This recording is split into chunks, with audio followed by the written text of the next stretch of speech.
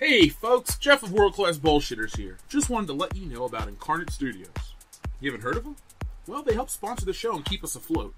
They make really great t-shirts, like Shitbusters, which is the official protest shirt of the 2016 farce. They also got Donald Trump, Blow Hard, and Hillary Clinton, Blow Hard 2, Blow Harder.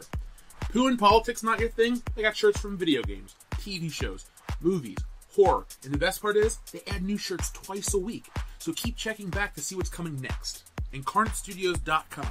And don't forget the hyphen.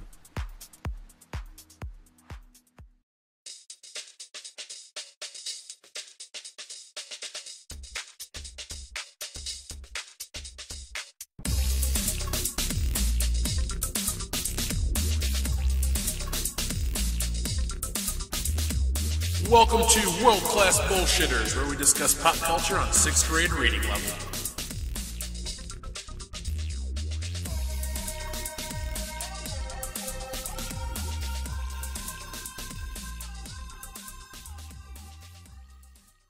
Is it weird that I want to live through a major natural disaster just to tell my kids about it? No. Alright, cool. Oh, Yes, that is so totally fucking weird. No. That's completely normal. I want to ask you, Dion. You are less The Rock in San Andreas and more Mel Gibson in The River. I just feel like I'd never run out of cool points if I could say, hey kids, you see that fucking earthquake? I survived it. How do you see an earthquake? There will be footage. You see the earth shaking? I survived this shit. That's me driving away. Dad, that's the movie 2012. I was Oh, in shit. 2012, you weren't, motherfucker. Anyway, welcome to World Class Bullshitters, the epitome of pop culture. I'm your host, Jeff Hicks, and with me tonight is the ragtag crew of Dion Green. Baby freaking baby. Star Trek may be coming out in a few weeks, but goddammit, you got the man with the plan, the original tan. He looks like a fucking star. You're welcome. I thought you were going to say he looks like a volcan to keep the rhyming. I was going to say, my joke originally was, I'm a volcan, not a volcant. But I was like, that one's not going to float over very well. Which I know, Jeff, the minute he said volcan, I was like, he knows my fucking joke. He knows what I was going to go with. Let me tell you something I've learned about this show. If it sounds stupid, say it because it'll probably be funny. Okay, deal. Got it. Go to me. I got something I would stupid. say, speaking of stupid, Dan Kane. Phil Seitz.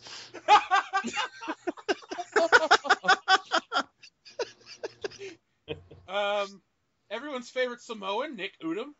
What's up? I like my coffee like I like my women, ground up and in the fridge. That's the best way to keep them. Yeah, that's how you keep them fresh.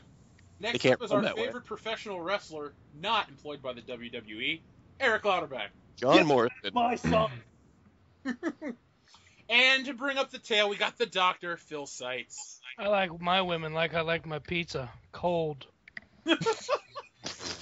Okay. Cheesy with Meaty? sauce, maybe? Well, I'm glad you guys are picking up the morbid humor because Dustin is out on assignment tonight.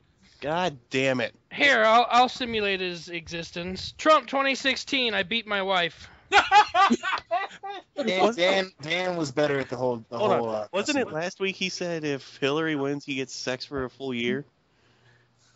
If Trump, if Trump don't know. wins, if Trump wins, he doesn't, which means he can go on his coke-filled rampage sooner. Trump So 2016. a regular night in the Dustin household if Trump wins. The Trump, Dustin Trump 2016. So life goes on for 4 years. Right. So Charity's 4 years closer to just leaving his ass. Trump 2016. I mean, everyone should have known the first sign was when he couldn't stop looking at all those dicks. Dion, That's what you get for not being on the show, Dustin. Dion, I love how much pleasure you take in saying, like, oh, she's going to leave his ass because your face lights up every Because- Don't leave And him. it's so funny because I can whatever he's about to say or what he's saying, he'll stop, and he's just like, God damn it. I don't know if he's worried that you're right or that he's trying not to kill you. Right now, he's already crying because he heard it. Well, he does listen to our show, so Dustin, we'll see you next week. Yeah, love you, buddy. So, I got a question for you. It's the one movie sequel you're dying to see, but no, it's never going to get made. Could it be Back to the Future 4 or Jaws 5? Whatever your choice may be, you want to see it, and you have your own idea of how it should be. Tonight, we're going to pitch and debate our dream sequels. But before we get into that, let's get to this week's news, because next week it's irrelevant. Who's got news? I got news. All right, Dan, it is rare that you were the first person to volunteer for anything. I got news. Go first. I got 2 newses. You know what, Dan? Go twice. All right. First of all, the planned Tetris film is apparently going to be made a trilogy because there is, quote unquote, such a big, convincing story. What's the story? This piece can fit with that one, but you can't see it in the first movie. You get closer in the second movie. In the third movie, oh, that's how it works. And if you press down really hard, they come down faster. Oh shit! The story in the second one is the guy that throws the pieces, and he goes, "Where's that fucking one piece that's just straight down 4 lines? Because he needs it. Fucking hide that shit." That piece never fucking comes. You know what? It almost sounds like it's 3 movies of other people fucking watching the fucking volcano. Well, if you've noticed, I've been silent for the last minute because my jaw was on the fucking floor. Who the fuck in their right mind can say that with a straight face? God. Apparently the director. Apparently Dan can. Who's the I director did of a this good piece of job shit? there. I don't care. Shaka Luther King? I'm just waiting for them the way Hollywood's going now. I'm waiting for them to say, "Oh, it's a 3-part trilogy." Here's the thing. That's Oh, why I God. have no qualms about making a world-class bullshitters movie. Because somebody will fund our asses. Oh yeah, if Tetris at can the get very 3 least, movies. We can at get the 1. very least, we can get a GoFundMe page going on. We need like Fuck $5 yeah. billion to make this movie. Because if we're going to do it, we're going to make it look good. Hey, they Oh, can fuck fund my ass any day of the week. Really? What are you Yeah. going to fund your ass doing? Oh, yeah. Fund my ass hard. I'd apologize for that being inappropriate, but I won't. Fuck that. Dan, what's your Sorry, second not piece of sorry? news, sir? My second piece of news is going to go back to our old faithful terrible Ghostbusters. Blech. They are releasing a video game for download on the systems because it's a movie. It has to have a game. For $50, you can play the same game they released 7 years ago that was for $10, the top-down shooter that nobody fucking likes. Or for $60, you can buy the game, and in the fall, you get the movie for free. Oh No.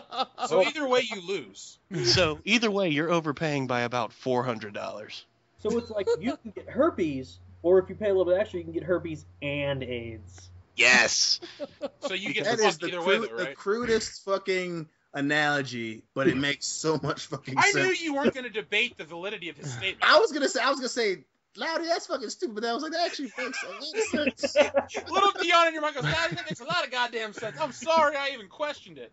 Pre-order your STD starter pack today. Can I only put $5 down at my local GameStop, Phil? Act now, and for only $5 down, you get the clap. Woo! Free! With your purchase of a horrible You fucking get the clap. You get the clap. Everybody gets the clap. Everybody gets the clap. All right, STD. They're really trying to fucking market the shit out of this movie. They're really trying. They got Geico Progressive commercials. What They was got the other Papa John's commercial? commercials as Papa well. John's. Like fuck it's Papa John's bringing pizza in the new car to a hotel to Slammer, and he's like, he's my best customer, you know. You know, And it's commercial if it wasn't for this shitty movie. No, and it's basically the Bill Murray thing where Slimer like runs through him. It's basically they're just redoing that in a commercial. And I'm like, because the new film has nothing memorable to steal from. no, and I was just like, you motherfuckers are doing that scene right now, aren't you? Yeah, you are. Fuck you.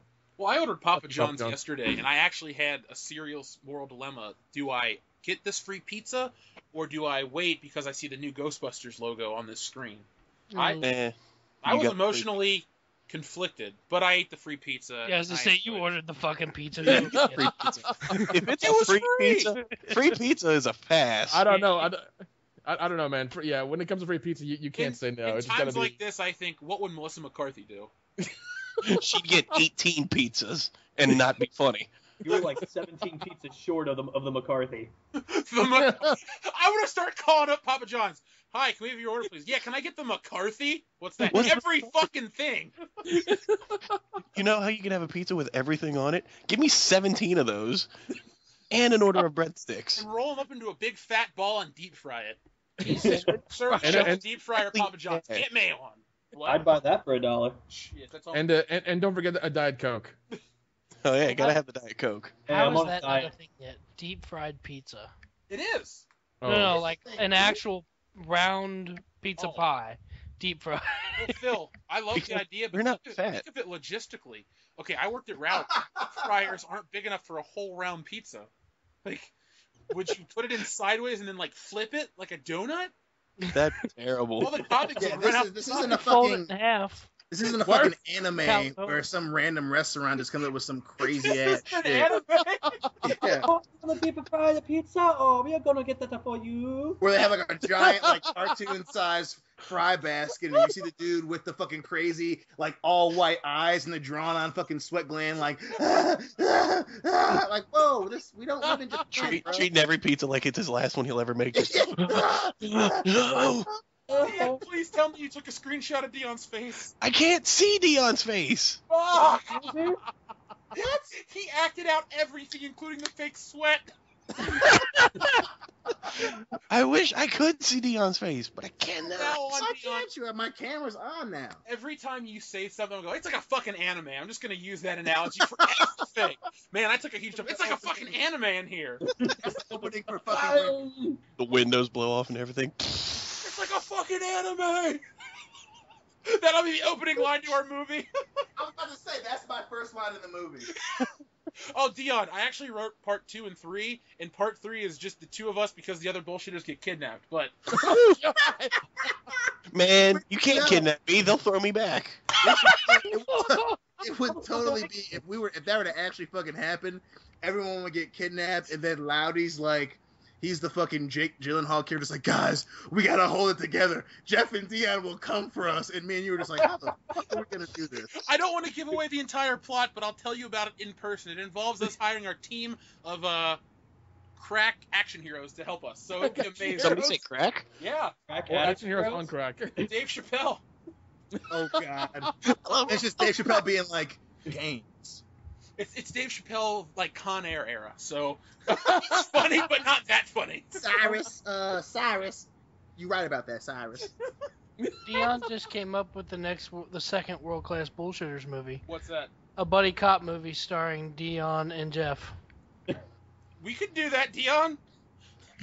Like, where'd the other bullshitters go, though? I'm the main villain. Oh shit. Who does Loudy become? Does he turn into the bat?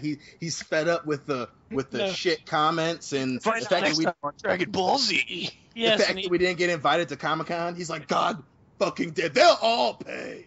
he takes Dan's transplant lungs hostage. And you have like Dan, Have like he's like John Voight in Heat. He's just coughing and shit. He's like, he has to be stopped, guys. There's only 2 men I know that can stop them. And Nick's like, who? And then it's just like us in like a parking lot in the rain, and we turn around to the camera. We're just like, I'm sad. I cannot see anything. I want my opening shot to be me taking a shit. I'm just gonna say that. That's how I would be introduced to the world. I'm on my phone taking a dump. It's like a fucking anime. I call police commissioner. Oh my god. You're Inspector Phil. I'm fucking Foley in here. Respect fetus. No, the thing is, and Phil always Inspector says, Dr. Phil. or Dr. Phil always says, I've said it Inspector. once, I've said it 1,000 times. They have to wash their ass. You're all over one. Phil's gotta have a fucking scar. Oh, Jesus, somebody sponsor these films, please. Please. Guys, just be patient. I guarantee we'll make it happen. Let's just keep this show going. We are the next Broken Lizard. ooh, yeah. Phil, you gotta be the guy that plays Farva. All right. I'm not getting I paid. don't want to work Farva, goddammit. I want a liter of cola. I can hear it I don't now. want a fucking Farva. I want a goddamn liter of cola. This is Dr. Phil Seitz. Do you need assistance? No. Doctor Officer Phil Sides. Dr. Officer. Nick, you can play the Indian guy. All right, I'll do that. Play the Samoan. Come on, Team Ramrod, say it. No. Instead of J. Charpanda Harara, it's Nick Udo. Oh my god. It's But Nick. if he does- That guy's last name is so Indian, even I can't say it. You have to promise me though that you will say who wants a mustache ride. You have to work it into the script somehow, somewhere. Nick, that's your only line in the entire movie. Oh, come on. I got the perfect sequence. It's downtime. You guys got a party. Fuck, we could really use some excitement. Nick kicks in the door. Who wants a mustache ride? You know how we're gonna get together to write this, right? Yeah. We're gonna do it just like they did the original Ghostbusters. We're gonna rent a house in the Hamptons and get 10 pounds of cocaine. Fuck it. Greatest script ever. We'll have the next 10 movies worked out by that time. Paramount's like, we'll buy them all. Well, speaking of terrible sequels, I have some news. I mean, it's not really news. We all knew it was going to happen. Guess what? Independence Day Resurgent bombed in the box office terribly. Yeah, I saw that. $41.6 million. It had a $156 million budget. Of course it bombed. Nobody wants to see it. It bombed, and everybody's saying it's because Will Smith is not in it, which is what Jeff said. Yeah, I actually would have called it if Will Smith was in it. I mean, I actually went to go watch it. Hey, Dion. I still want to go see it, but I don't. Yeah. I just came up with the idea how to bring Will Smith back in the third Independence Day. You find out that his character had been drafted to the MIB, and he comes back in Part 3 as a Men in Black agent with Agent K to fucking, I don't know, fight the aliens again. And then at the end, Jeff Goldblum becomes a Men in Black. He becomes the new Zed. We just make that movie? Sir. See, you already came up with the biggest piece of the chunk to help make DC make those fucking Justice League. The biggest piece of the chunk. I know. I just went with it. I was gonna ignore it, but you guys. Nobody ever ignores anything. Come on, this is world-class bullshitters. We don't Is that the ignore minute shit. that someone screws up, we all just jump on them, and I thought that I could bullshit my way past that just now. Fuck no. Nope. I didn't. As your friend, I was going to allow it because I was hoping that you'd like my pitch because I just made it up. Yeah, I was like, you already saved DC. We saved DC's whole program, a month ago, and here you are making a whole bunch of movie for fucking that shitty ass franchise they tried to make. I just want to be called the fixer in Hollywood, and I want everyone to just pay me a fuckload of money. I'll go in, I'll help them write these crazy, awesome crossover movies. We'll get the logistics worked out. I'll take the money that I make. We'll make world-class bullshitters movies, and then we'll cross over with those fucking movies. It'll all be in the contract. And No. Here's what you do, all right? You make chunks of a piece of movies. And that's it. That's what you do is you get a small upfront amount of money. You $1 million. You ask for royalties. You put all your Incarnate Studios shirts in the movie along with making world-class bullshitters movie on the side. Nick, you are hired as my business partner for life. You must ask for a small loan of $1 million. Hey, if Donald Trump can do it, who can I? Oh God, if he can do it, anybody can do anything. Oh my God, that's it. Donald Trump will fund our movies. Oh God. We'll just tell him 10% of the proceeds go towards building the wall in Mexico. We want to make Hollywood great again, Donald. It'll be like the 80s for us and you all over again. We start choking off Marlon Maples' asshole. I swear. Oh my God. Gonna make Hollywood great again, guys. Or you're fired. I got China! China! The China countdown. Bing, bing, bing, bong. Guys, You know, Bing, bing, bong. let me tell you what's going to be great about this movie. No! China. It's got chunks China of will pieces not of be greatness. hey involved. guys, what's the name of that dead women wrestler? Oh right, China. Oh, don't you fucking dare, you asshole. What a bitch, China. Careful, Dion's still grieving. I'm still grieving from that shit. I'll never get to taste the muscle filler. that small giant clip. Dion, do I need to download all of China's pornos for you? Do I need to do that for you? I think you do. I think to save me from my depression, I need to see every time Honestly, China. I'm surprised he hasn't already. All right, I've I'll watched go them and do all that. for free, but I want to own them on my own flash drive, fucking without the fear of goddamn viruses on my computer. Dion, I saw one with her and Ron Jeremy, and I was like, what? How did I miss this? Ron Jeremy? The one, did you ever watch the one where she was in the Royal Rumble or whatever? The first one? Yeah, I saw that. Yeah. That shit was. I was like, God damn, girl. I never thought seeing a John Cena porn parody would make me laugh, and it didn't. Didn't she do one where she was... Because you couldn't see him. Oh, Jesus.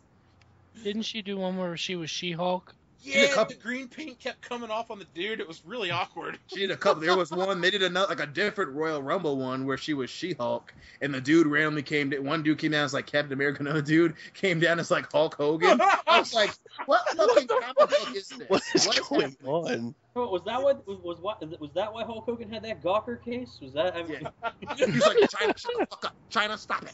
That's our new character. I need you to stop that bullshit, please. Oh, yeah. Oh, God damn it. No, that was mine. Stop it. Oh, boo. Boo. God damn it. You are not Macho Hogan. Don't you Macho Hogan. tell me you did not just do that. Save that shit for ring rust. You can't have pieces of a chunk of one wrestler and then pieces of a chunk of another. Yes, you can. Hey, Dad. I was literally going to say, that's some bullshit Phil would pull, but right before I can say that, he's like, yes, you can. Dad, you want to get some pieces of a chunks of a wrestler? Let's get Canyon up. Who better than Canyon? Nobody. So, do you want to go with my more serious piece of news? Or you want to keep this light and funny for now? Because I will read it eventually. Light and funny. I'm going to go light and funny. All right, Wreck-It Ralph 2 will hit theaters March 9th, 2018. All right, serious. I actually like that movie a lot. I love Wreck-It Ralph, dude. Hey, I'm gonna go see it. Have you seen the never seen it. poster? It looks awesome. I didn't, but they should do a wreck. You know what they should have done to save Pixels? Have Wreck-It Ralph in it. There was no saving. No, you can say that, Saving Pixels. Adam Sandler's a piece of shit. I never saw Pixels, so I never did either. So Neither did I, but Adam Sandler's all it took for me to not watch it. there's a lot of things I haven't seen that I should have, like E.T. or Citizen You've never Kane. seen E.T.? Nope. I've never seen E.T. And it's It's on on Netflix, dude. I refuse to watch it because I made it 27 years without seeing it. So I don't want to. I want to just be able to go my whole life and say I've never seen E.T. I've seen it twice, and I don't like the movie that much. And even I've seen it twice. Speaking of Steven Spielberg, Dion, I'm going to tell you something. It might shock you. Indiana Jones and the Temple of Doom is no longer my favorite Indiana Jones movie. What?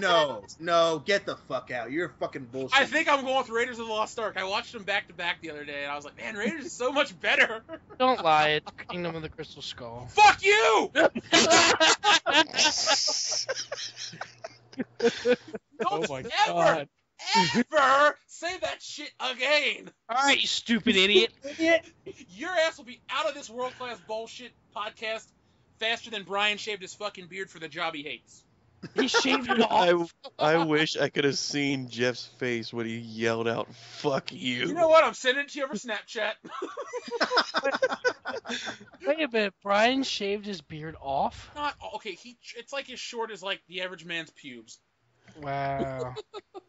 So like a fork? So many directions you could have went with that, but you went with pubes. Okay. Well, you seen Brian's beard? I haven't seen his beard since he shaved it. No, he didn't send a picture to the chat, but I imagined it being short, curly, and red, just not short, curly, red pubes. I don't imagine anything about Brian like that. Just saying. Well, he probably looks like if you take 3 donuts and push them together and have a little bit of hair sprouting in the middle, that's probably a lot what it looks like. Yeah. Oh God. Oh God. Speaking of, here's something that's gonna make me puke, but I'm gonna read it anyway. It's about Star Wars. Ooh, that was my story. What's your story? Is it the petition? No, it was about the Rogue One reshoots. Go ahead. You go first, and I will follow up with this one. Cool. I'm just gonna start this off by saying anyone that probably heard this probably called bullshit. No pun intended for the show. But the people who the director actually came out to address the reshoots and was saying that it was always planned that we were gonna have reshoots and that that we didn't really know what the movie was going to be until we started putting it together in post-production, and it was really hard to schedule it all out because everyone's making movies across the world, all this other bullshit, and he was saying, it's still going to be really, really dark. We're not doing this to lighten the movie up. The first thing that came to my mind was bullshit. Yeah, I agree.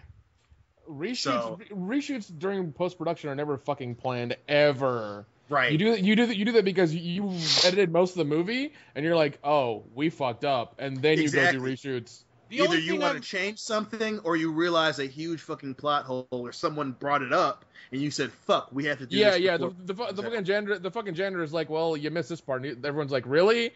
Nobody wrote that in, and they have to go reshoot that. Well, dude, the only thing I'm worried about is I hate Episode 7, and it's a shitty movie. So I don't know how they can make this one worse. So they could be giving us something I think is cool, but they're changing to fit the tone of Episode 7, and I don't like that. Well, and I said it when we reviewed the trailer. I actually really liked the trailer. I liked the story. My issue was with, trying to make this chick into, it was very clear they were trying to make her into Han Solo, young Han Solo. But, again, who the fuck has a lot of shooting issues? Donnie Yen and Forrest Whitaker? Who the fuck else can't say, you know what, let me turn off my indie movie right now to redo fucking Star Wars? Who the fuck has a problem with that? I don't know. No. It's one of those things, like when Star Wars calls, you fucking answer regardless of how good or bad it is. Fuck, like, if Star Wars called me, I would drop this show in a heartbeat to go be exactly. You can shoot me on screen. I would go. You could Jabba the Hutt could shit on me. I'll be in that fucking movie. Exactly. Only two people that. Dion, you cut out. Yeah, can't hear you, Dion.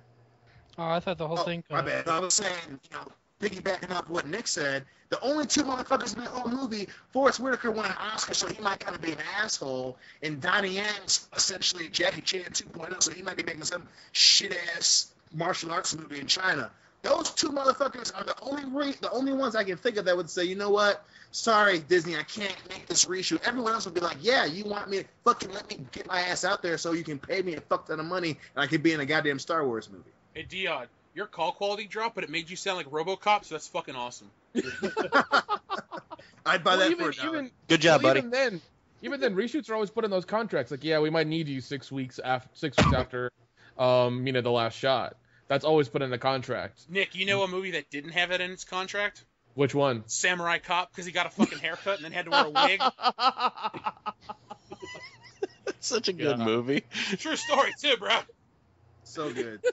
You expecting anyone? With the Samurai Cop sound effect in mind, I'm going to read you my little news article titled Gay Star Wars, all right? Oh, my God. Yeah, it actually makes sense. So, there is a petition for a victim of the Orlando gay nightclub shooting to be immortalized as the first gay Star Wars character. IGN editor Joshua Yale is asking Disney and Lucasfilm to memorialize the victims by introducing the first ever LGBTQ. What does the Q stand for? Weird. Oh, sounds like barbecue. Star Wars character. To be inspired by his friend Drew Leinen, a massive Star Wars fan and one who was killed in the attack. So I have a couple questions. What do you guys think of this? I am so not against, but anytime you try to change your plan for a movie due to something that happened in real life, you really need to be careful about that. If it's something that happened a year or two before you started your movie, I get that. But if it's something this close, this sensitive, this big a deal, just stay away from it. Just stay away from it. If you want to have an in memoriam at the end of the movie, I get that. But do not change or create a character because of something that happened in real life. Don't fucking do it. They're going to have him be one of the characters that gets shot. There's a massive chance. Wow. You know what? They should make Greedo was the first gay Star Wars character. See? I shot in a nightclub. I thought Jar Jar was. Oh my God! You're so dumb. I thought my joke was insensitive. Thank you, Jeff. Hey, I'm the host for a reason, man. Hold on. I wrote a little speech out. I said, personally, I don't think it's a good idea. My platform has always been forced diversity doesn't work. All these calls for social justice just annoy me. What bothers me more than anything is that people who cry the loudest about these types of things could be focusing their time on doing something legitimately good for society, as opposed to worrying about something so trivial. What makes this guy the figurehead for this movement? Personally, I think it's a selfish gesture more than a noble one, but that's just me. If there has to be a gay character, just make it Rey. I mean, they're already bucking all this tradition with making the character act, logical. So why not tack on another social cause onto an already bloated stereotype? And then my final thought is that Disney won't do it. The almighty Chinese box office is so important right now. But China bans homosexuality on TV. So I'm sure that Disney is going to do the smart thing and follow the money, is instead of listening to the whims of some shitty IGN writer and his blind followers. Exactly. It's better for business for them not to do it. I don't think Star Wars should ever be a social platform. If Star Wars is this big international thing, it needs to be like just basically based on myth and human myth. Not, we're really concerned about gays and black people in Hollywood all of a sudden. Just fucking make it appeal to the whole world. You know what? The first Star Wars movie had one black dude who randomly walked by the cantina, and you know what? It appealed to little Dion and me just the same. Dion and I go, oh my god, I don't feel represented by watching Star Wars. Because you know what? In the 1990s, people weren't fucking idiots like that. Life was good. You were concerned about other shit. Well, and I think that even if you want to somehow address an event, you don't heavy-hand the shit. You don't make it so obvious that people are like, oh yeah, you're fucking social issues down my throat. You just make it part of the story without fucking forcing it in everyone's face. You know, you do it, the way that they did it with fucking Mad Max Fury Road is a perfect example. You don't point it out to where it's in front of everyone's face, like, hey, see that we're doing this specifically because we want to sound cool. You just write it into the story to make it legitimate. You don't fucking don't have Star Wars be like, there's this mass shooting in Mos Eisley and it was only targeted against fucking Celestians. Like, don't make it weird. Just don't make it weird. It's gonna be super weird if you do that. That'd be like if Episode 1 was a response to Columbine and Jar Jar and fucking Boss Nass rolled into the fucking Imperial Palace in like black coats and started shooting people, And then if you think about it, there was already a mass killing in Star Wars. Killing younglings. Well, I was just saying, Episode 3, Anakin killed all the younglings, and then he killed all the separatists. There's a second killing in Star Wars because Episode 7 killed the fan base. Oh, Murder, She Wrote. Thank you, Danny. No, Dion, I was thinking when you're talking about forcing their views down your throat, maybe that's what they mean by The Force Awakens. Yep. Just saying. No. I wouldn't. And it's funny that is a joke, and it's very funny. But the farther that we've gotten, thanks. And I'm not even joking. The farther that we've gotten from the movie, the fact that it's a carbon copy of Episode 4, the fact that there are so many plot holes, and the reasoning is so fucking dumb in that movie, and then obviously the whole making the female character the most powerful, indestructible character in the movie is like, that literally might have been what J.J. Abrams was doing, was saying, hey, fuck you guys, I'm gonna fuck you in the ass, look at this girl, she's powerful, take it, I'm gonna fuck you in your... It's like, whoa, what the fuck is going on? I don't even think J.J. Abrams is that smart. I think it's apparently J.J. Abrams really loves anal too. I think it's he thinks he is. He thinks he's that smart. That's the problem. Well, he thinks he is. Dion, remember the episode of South Park where where Steven Spielberg and all them fucked Indy? That's immediately what I thought about when you're saying J.J. No! Jeff, what are they doing to Star Wars? Jeff, can we please get this as a T-shirt? That was a good joke, and it's really funny. Fine, I'll write it down. I'll make that a show T-shirt. Why are they fucking Han Solo? Why are they doing that to him? They can't. He's dead. That's necrophilia. There's nothing. There's no can't to it. It's will they? They're gonna CGI his butthole just. It'll think you'll start the film and it'll look like the Death Star and it's just really his asshole blowing apart. It's like hologram Han Solo. It's like Darth Vader's mask. They would have to 3D scan his butthole. That's what they would have to do. They would have to 3D scan his butthole. That means Harrison Ford would have to come in one day into ILM, be like, all right, let's do this. Pull on his pants, put his ass in the machine, and they would have to 3D laser scan his butthole. That's what that means. I think you're too smart. And that movie will be in 3D. His ass is coming towards me. Oh God, an asteroid shield. That was terrible. But I just thought that was a really important thing to bring up this week because of how stupid I think it is. I mean, I don't really care if you're gay, straight, or anything in between, but I firmly stand behind that. Movies like Star Wars and James Bond and Indiana Jones and big tentpole franchises that appeal to the whole world are not your platform for fucking your social causes here in America. Those movies really don't belong to America. They belong to the world. And you know what? Not everybody in the world feels the way you do. Just because you're a small sect that holds its power, don't force your beliefs on people because it turns you off to your product. It turns us off to your product. Look at me. I won't go buy a fucking single thing that features the new Star Wars. And I'm done buying Star Wars merchandise from here on out. Because I don't like your product anymore. Because of what you forced on me. Because I'm smarter than you think. Okay, Hollywood? It's pretty obvious the fucking social justice struggle that you're putting on Rey and all this other bullshit. I've never hated a film protagonist as much as I hate her. I mean, Anakin Skywalker was a whining bitch, but he did some cool shit, and I respected, like... He killed a bunch of kids. He killed a bunch of kids. He didn't just cry in a fucking field and make liquid bread appear, so... Rey, you're a garbage character. I hate you. Triggered.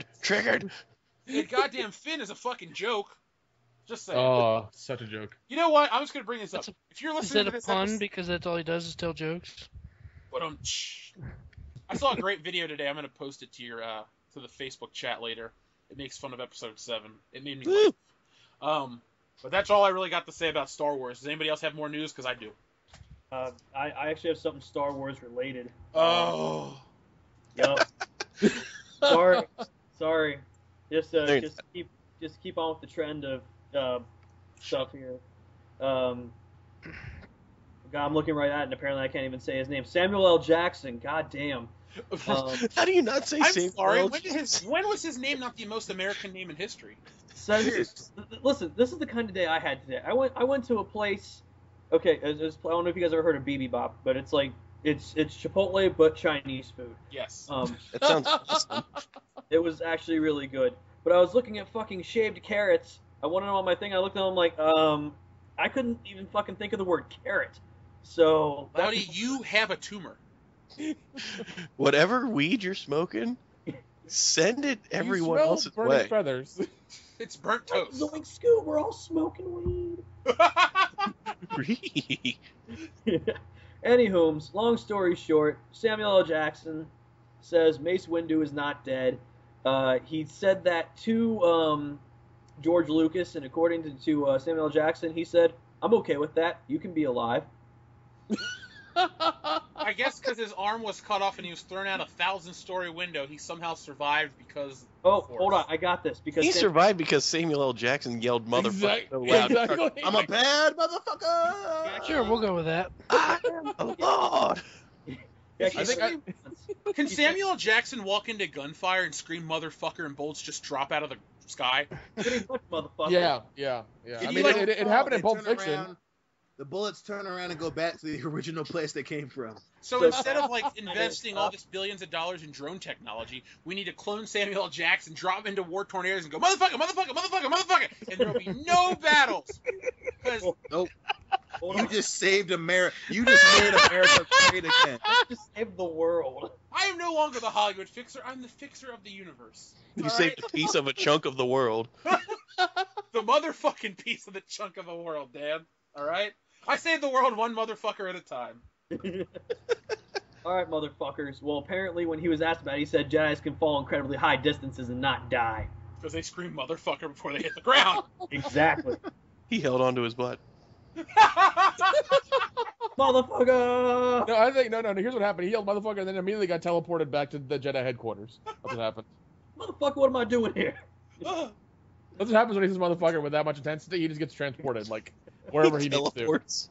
He teleports like out of a shitty situation. That's what Is that happens. Instant Nick Fury's- transmission. Is that how Nick Fury survived in The Winter Soldier? Exactly. I mean, come on.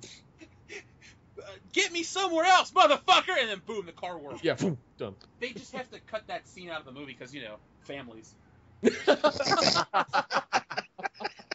I mean, Dion, you're a good enough parent that you'll let D2 hear motherfucker by Samuel L. Jackson, but, Yep. you know. Yep. And speaking Yeah, I of... mean, Go ahead, Nick.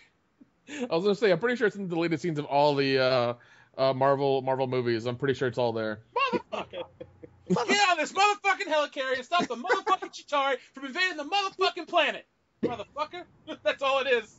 Okay. They don't even have to kill Coulson. In the other cut, he just yells at the Avengers until they get scared and fight. They're like, ooh, even the Hulk backs down. What happens is like he sneaks up on Coulson and hugs him and goes motherfucker, and then he just like out of the he's He just somewhere dies. A blade appears in his chest. Oh yeah, it's fine. Motherfucker! Oh shit! That's how they retrieved Coulson's memories in the new body. He just goes, motherfucker! Boom, Coulson's back to life. In the next Bruce Almighty, they should have Samuel L. Jackson play God. Is that a CPR movie? Just yells motherfucker in your face when you're like can't breathe and like boom, you're back to life. Dude, Samuel Jackson created the universe instead of the Big Bang. He just goes, motherfucker! In space. And on the seventh day, God created motherfucker. The seventh day, God said motherfucker, and it was good. Oh my god. Okay, time out. The whole Samuel Jackson is God thing. Could you imagine if they did like a creation movie and Samuel L. Jackson was God and he all of a sudden he hops up on Adam taking a bite of the apple? Motherfucker, what are you doing? This motherfucker, I told you not to eat that goddamn motherfucking apple in this motherfucking garden. Played by fucking Tim Roth, and Eve is Honey Bunny from Pulp Fiction. Tell that bitch be cool. I just want to see that now. I want to see that. Leon, is that the only Quentin Tarantino movie you can approve of?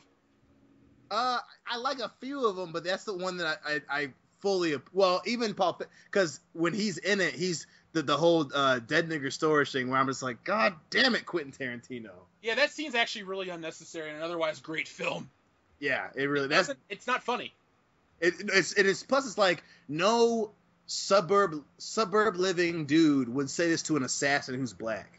And like, he's got a black wife, doesn't he? Yeah, and he's literally like the dude you're saying this to just killed someone. By mistake. He'll do it on purpose. So you would be like, kill me on purpose, motherfucker. Motherfucker. Hey, you know what, Dan? I want you to go on YouTube and find me a clip of Samuel L. Jackson saying motherfucker, and I'm going to create a Samuel L. Jackson motherfucker button for the website. Boom. I'm going to do that right now. I should make motherfucker a 10% off discount on Incarnate Studios. There's a discount for using the keyword motherfucker. Guys, we've been talking about Samuel L. Jackson. He's in the Marvel Universe. You want to hear another piece of news about the Marvel Universe? Motherfucker. Oh, yeah. So this came by way of Dustin. Besides the Blu-ray. Ooh. Besides what? I heard you say something about a Blu-ray. I was joking. They're talking about Civil War coming out on Blu-ray actually pretty early. But no, go ahead. I really want to watch the movie again. It's still in theaters, but I'm going to wait. We're going to go see it when you come up, buddy. Oh, shit, we should. We should go see something. I say, Jeff, we're going to see a couple movies. Jeff, I've got it downloaded. Oh, you do? Yeah. Is it a good quality copy? 720p. Oh shit. Okay. Well, what is Jeff? Tomorrow, so. It's not 4K. Sorry. Fuck. I'm sorry. I found something even better than just a random video of Samuel L. Jackson saying "motherfucker." What's that? God. I found a video of Samuel L. Jackson saying every motherfucker that he's ever said in a movie up until July 2014. Oh my god. Okay. Oh. We're going to save that because we could do a whole show dedicated to what's the best motherfucker ever said by Samuel L. Jackson. Oh god, let's do that debate. Let's do that debate. It's literally just a clip of him saying motherfucker and then going to the next clip. Well, guys, that's the next week's debate. That's next week's debate. Best Samuel L. Jackson mother. By the way, I'm going to be drunk on next week's show. Dion's going to be pretty toasty too. So be prepared for some hilarity. Okay. It's going to be the most absolute WCBS episode that we've ever made. And I thought this one had a great start. Hey, you know what? since I don't work until the afternoon on Friday, I'll get drunk with you. Yeah. That's pretty much everybody that can do. I'm okay. Double fisting. Don't fist yourself on. That's what she said. Anyway, what I do want to see. This comes from Dustin. Could Marvel finally be adding the X-Men to the MCU? There's been a rumor that Marvel and Fox are talking, and that in a few years, you might see the characters cross over. Who's excited for this idea? I am, because I just watched X-Men Apocalypse, and it was really shitty. I am ecstatic. Did you download it, Nick? No, I used my free card to go get a ticket and sit in the theater and watch it. Were you the only man there? No, there was another pedophile behind me. Were you the only Samoan there? I was the only Samoan there. Yes, I was. Good, because there's only room for one Samoan in every room. Now I know what The Rock feels like. Save room for Jesus, save room for a Samoan. But I mean, like, just watching it, there were even like technical mistakes on some of the effects it did, and I was like, this is like $100 million movie. Why are there these little mistakes here? See, what the fuck? You should have listened to the podcast. You would have heard about all this. Yeah, that was Rowdy Laddie's first appearance. I'm sorry, I did not. I should have known better, and Dick. I had a free day off, and I was like, I don't have to pay for it. I'll go watch it. Nick, And that you was my never have mistake. to apologize. Dick Udom. Nick, you never have to apologize for anything on this show ever again. Oh, thank You are you. bringing me Dick closer Udom. to my favorite show of all time. you. And you bought 4 shirts, so thank you. I bought 4 shirts. Dion, I got a quick little thing I wanted to read you. Who else has news before I read this? I've got one more thing, and it's Ghostbusters related. Oh God, okay, let's get this. All right, fun all right. If you know Uber, you know the other company, Lyft, which is not that good. Starting Friday, July 1st into Saturday, July 2nd, between 10 a.m. and 8 p.m. local time, you will be able to ride in the new Ecto One anywhere you want to go. My But uncle only- has a funeral home. It's a Cadillac. I only want to ride in the Lyft if it's driven by Melissa McCarthy and I can fart in the car the whole time. Motherfucker! That would be, you know what Samuel L. Jackson picks you up? He just screams "motherfucker" and you appear at your destination. How do I do that? Ricky Hales 3 times, motherfucker. By God, the most powerful motherfucker I've ever heard. He's the most interesting motherfucker in the world. Yeah, why isn't he on that commercial? Why isn't he on that commercial? Oh my God! I want him. I don't always say motherfucker, but when I do, motherfucker! That should be HBO's commercial for sure. Oh man, that'd be amazing. I've got one more bit of news before you go on here, Jeff. Motherfucker! Yeah, sorry. Apparently, at a school in New Jersey, the cops were called during a third grade celebration, celebrating the end of school and all this shit. It's not said exactly what was said, but a third grader made a comment about the brownies being served in the class. Another student exclaimed that the remark was racist, and the school called the cops, and the boy was literally questioned by an officer. And let's see here.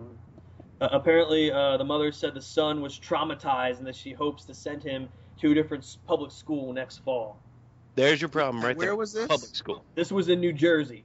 I stand with that little kid that said about serving brownies and shit. You know, fuck everybody else. He's a little kid. He doesn't know what the fuck he's talking about. I know. I look at it this way. You're in third grade. Who knows what he... Loudy, you were playing Brownies, Wiener man. Cousins in third grade, okay? We forgive you. It's cool. Good shit.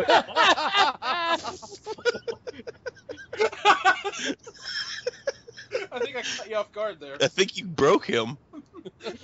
Bane wins!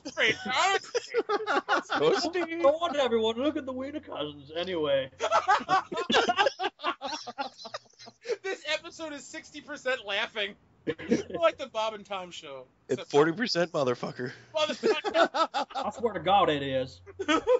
If we keep saying motherfucker enough, it'll be 50%, but we can get it there. I believe in us. If we say motherfucker, we might get sued for fucking gimmick infringement from Samuel L. Jackson. We can't keep saying it. Motherfucker! By the way, Eric, don't say his name. It's copyrighted. I'm sorry. Motherfucker! Not that Schlamuel name. Schlamuel M. Saxton. My bad. Not that It's like name. fucking Bill Cosby with a mouthful of mashed potatoes right before he rapes somebody. No, a mouthful of pudding. Why is it mashed potatoes? It's pudding. Come Max on. Emanuel L. Jackson. Motherfucker. Well, butt sex. Jeff, that should be a shirt. Just say Do butt sex. No. God, Oh! Ah, I give- love pudding. I love pudding. Take my the dick frozen right pudding up. pop, you put it in the asshole. Bah! frozen Jello pudding pop. You put it right in the asshole. Flippity flop floop doo. Did you hear that shit? The lady that was prosecuting him dropped the charges. Like, grow some balls, No, bitch. they did. They're going forward with that shit. Did he offer her a free Cosby sweater in return for dropping all charges? Did he offer her some consensual sex? Did he offer, Did he phosphorus her? Did he offer her some pudding? officer? He officer. He offered The officer, alright. You're under arrest for not taking this dick willingly. Is that a crime in certain states? I think it is. It is In now. Texas, for sure. Delaware. Oh, goddamn. Hey, I'm in Delaware. I'm Right, Dion, this list is for you, and obviously it matters to everyone else as well. Marvel's top 10 worst casting choices of all time. So you guys ready for this? Oh yeah. Dude, Do it. All right, now this includes non-cinematic universe films, so this is just all Marvel movies in general. All okay? 20th Century Fox stuff. Oh god, 'cause number 1 is Jennifer Gardner's Elektra. There you go. Good lord, yes. Right, number 2 is Jessica Alba as Sue Storm. There you go. Ooh, Number that three, Ben affects, Affleck that affects as my Venom. debate. Number 3, Nicolas Cage as Johnny Blaze Ghost Rider. Yep. I'm surprised that's not number 1. But that's the Yeah, only that was. movie was watchable. It wasn't at all. What the fuck happened in part 2? Like, part 2 was completely I love number unwatchable. 2. Not really. I Oh saw my 2. 2 God. was so bad. Idris Elba's black ass is randomly in it. Yeah, like it was. I know it was done by the guys who did Crank and Gamer. That's really Ugh. not a thing I'd put on my resume. Yeah, I they- made Gamer with Gerard Butler and Dexter. He's like, oh, they gave me $50,000. Might as well show my face in the movie. I hope he got more than $50,000 for that shit. I hope he didn't. Go back. He was and look only at in the it for like motherfucker. 5 minutes, right? Probably like $100,000. Yeah. The cocaine budget was used on Idris Elba's appearance. Jeff, who's number 4? We can't snort all this cocaine. We might as well get his black ass in this shit. Dan, it's funny you ask because Topher Grace's number 4 is Eddie Brock. Oh my god. Oh, that was garbage. Number 5 is Taylor Kitsch's Gambit, X-Men Origins. That wasn't so yeah. bad. Fuck that Gambit. Okay, Dion, this is one you're gonna. So number 6 is Channing Tatum as Gambit coming in the upcoming Gambit film. Dion's gonna hate this one. It's the first character from the official MCU. Oh, Don no. Cheadle is James Rhodes / War Machine. Iron Man. Yeah, it's a bad one. What? Time out. No, that's no. He is a great. He is great. William That's a Shatner. great one. He is a great. Is he lagging really badly? Or great is he way. Yeah, I lag, but I said what, it doesn't fucking matter.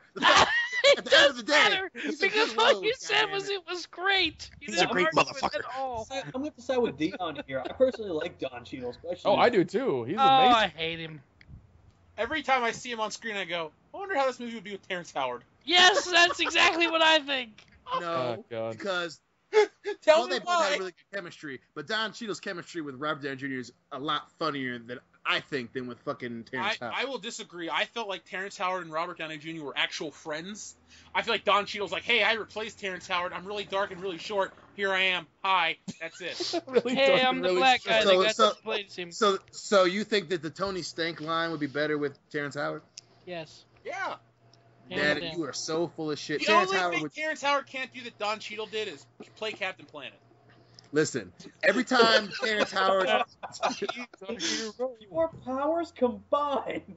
They should have had Captain Samuel L. Planet, Jackson motherfucker. play War Machine and Nick Fury. Oh my god. Get down, motherfucker! I'm here to save Air Force One! Samuel L. Jackson plays everybody. Hey, don't ruin our next part now. Okay, I will. Number 7 is January Jones as Emma Frost in X-Men First Class. Does oh anyone yeah. here own X-Men First Class or even talk about it on a regular basis? No, No. let's talk about how Emma Frost is in 2 X-Men movies in 2 different fucking timelines. Back to back. Yeah, so Yeah, fuck you, Wolverine's in 20th Century both. Fox. Anyone that says First Class is a good movie, I want to skull fuck them to death. Tell me how you really feel about it. That's a t-shirt. I literally think, because when it came out, you and I, because I think you would come up right after it came out, and you were like, what do you think of First Class, D? And I was like, that movie fucking pissed me off. And we might be the only 2 motherfuckers that didn't like that movie. I I don't kinda remember like it. much of it. That's how I much I remember. dislike I remember Wolverine saying, "Go fuck yourself." Best part of that whole movie. That's the only thing this X-Men franchise has going for it is one F-bomb. Yep. Who the fuck are you? See? That's not that funny. But you know what's funny is number 8 is Paul Giamatti as the Rhino in The Amazing Spider-Man 5. Yeah. Yeah. Can we just put the entire Amazing Spider-Man cast? Yeah, I would put Andrew Garfield, Emma Stone, all these other assholes. Jamie Foxx. Assholes. Oh, fucking Jamie Foxx's Elektra. What the fuck was going on with that? You know what? The Amazing Spider-Man franchise is a failed experiment that we lived through, and I'm very happy to say it's over. It died. Motherfucker. Motherfucker. All right, number 9. Here's a movie that none of us have seen, but we all agree Miles Teller is Reed Richards in Fan 4-Stick. See, I like him as Reed it. Richards. The movie was just so shitty. Wait, you saw it? No, I didn't see it. What the fuck is wrong with you? I didn't see the movie. You own it, don't you, goddammit? Oh yeah, because if there's one thing I love, it's shitty comic book movies that I own by myself. Batman in 4K. Hillary doesn't even know you own this movie, dude. You got curious one day at Best Buy, saw it for 99 cents on a lunch break. And you still overpaid. Hey, I'm gonna go buy it. If Hillary was, if we're still married when I buy the new Fantastic Four movie, the day after I buy it, I'm fucking divorced. She would leave me. Fan 4-Stick.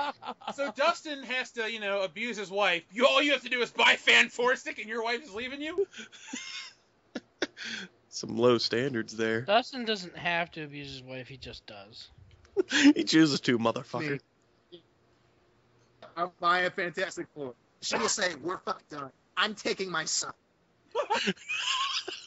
No, you're like, bitch, she's got to watch the movie first. You screaming. Oh my god, I can see you doing that shit. Yeah, it might end up being. Oh no, we lost Dion What again. the fuck He's was breaking that? up really bad. Did he? No, Did am the I satellite still- move am I still again? here? Now you're here. God damn it! This is fucking. God damn it! You sound like Robocock. Tell D2 to stop watching porn so we can record the podcast. Watching Paw Patrol. No, he's He's my watching- son. He's my watching son. Dirty Never Paw start Patrol. watching. Well, speaking of dirty, do you guys want to hear number 10? Yes. Marissa Tomei as Aunt May, Captain America: Civil War. Whoa. Why? Come on. Come Yeah, on. I'll read you the caption. In the Spider-Man canon, Aunt May is a key character. She's the de facto guardian for Peter Parker and is one of the parent-like figures in his life that affords him his wisdom and guidance. Strangely enough, each subsequent Spider-Man reboot has aged her down, from Rosemary Harris in Sam Raimi's trilogy, who was 74 years old, to Sally Field, 65, to Marissa Tomei, to 51. At this rate, Aunt May is going to be played by Kate Upton in the next Spider-Man reboot. I have no problem with that. I have no For problem with that. this. I don't Why know. is that a problem? Hey, that'll be the first time I ever say, man, look at Aunt May's titties.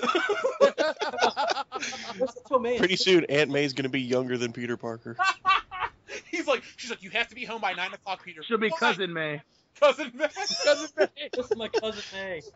She looked after me after fuck it, I had something and I God damn it, Loudy. Motherfucker. God damn it! That Loudy, Motherfucker. that Loudy's a fucking piece of shit. I'll tell you what. Hey, Loudy, would you like to redeem yourself? I'd love to. All right. Well, it's time for the main feature of tonight's show. It's a little different than normal, guys. Normal? Normally, we just, debate, then we have a segment. Well, tonight, our segment is a debate that you, the listener, who now has grown to 540 people in our subscriber base, will decide. So, first off, thanks for all the subscribers. We appreciate it. And our last video, fucking 1,200 views in 6 days. That's a new lap record. I'm really proud of it. So, Oh, everyone on the shit, podcast, man. you guys did a great job. 1,200 1,200. views? Yeah. Where the fuck are all those subscribers? I know, right? Come on, guys. I guess we turn people off, but at least we get them to listen to like 14 minutes of a video. And... well, whatever. So, Loudy, I'm going to let you go first. But tonight's great pop culture debate / feature is pitch your dream sequel. Tell me a plot, actors, and why it should exist. Does it have to be a dream sequel, or can it be just a fucking funny-ass thing? That it can be Sequel, that too. God damn it! What the fuck, man? Alright. No, Dion, you misunderstood the question. Okay. So here we are. Back in 1987, we were given a very, very underrated movie that had a very kick-ass song by Sammy Hagar. A little movie I like to call Over the Top.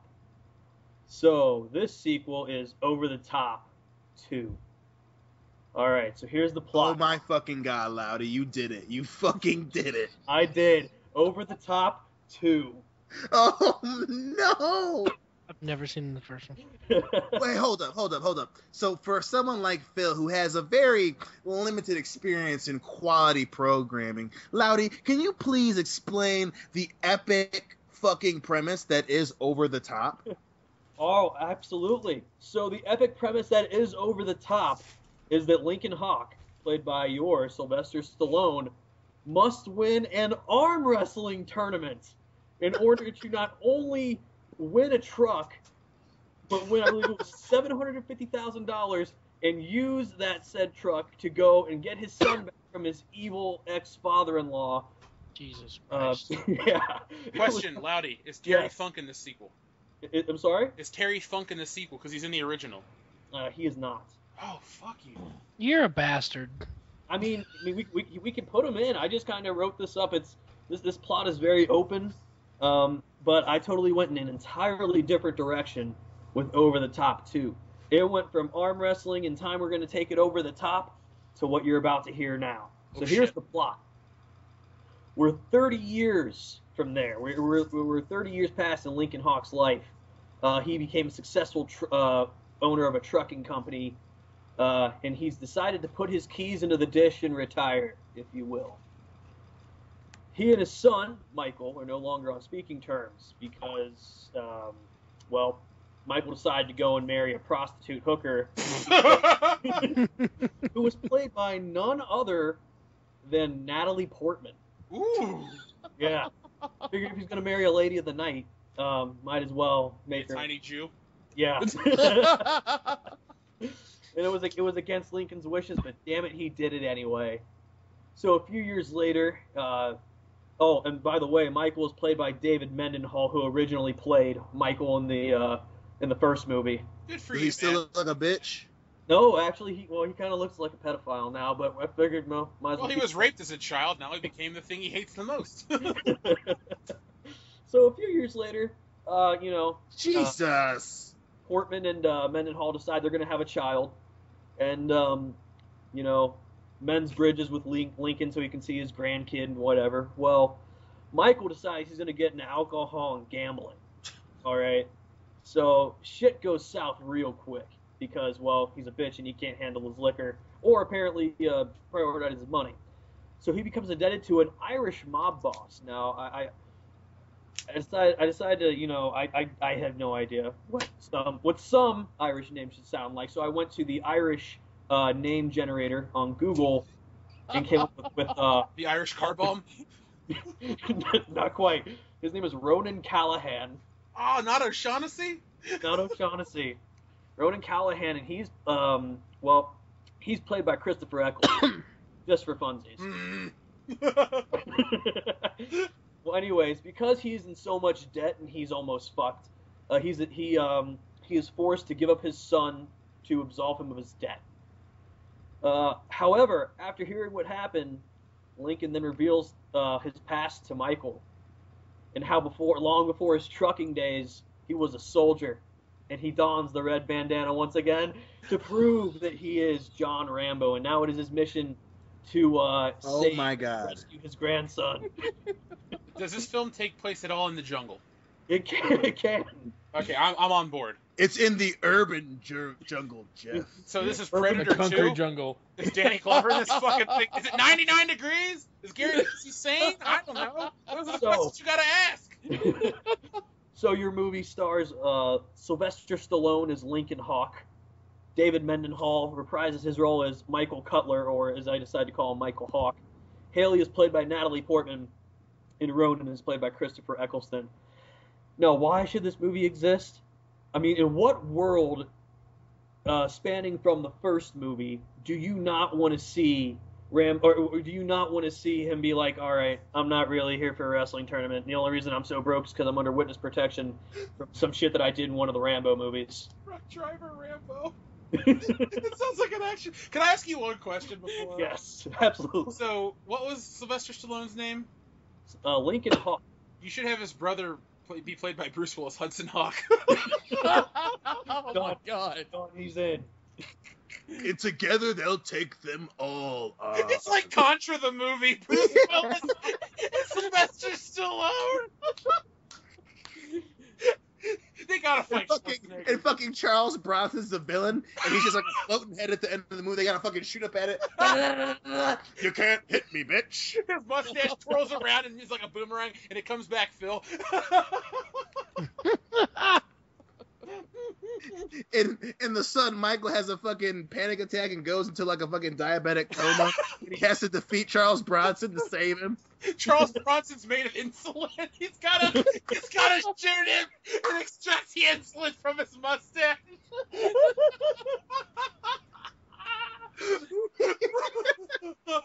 Yes.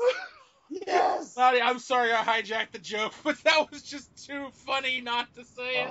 Hey, I don't care. It's fine. We're all bullshitters here. Do you have anything else to add about your movie? The fuck was that? I think it was Phil just breathing out of his ass. I don't know. Let's see, anything else I want to add about my movie? Well, it'll be broadcasted in 4K, and well, I just hope that Lincoln can save his grandson from Ronan's enslavement.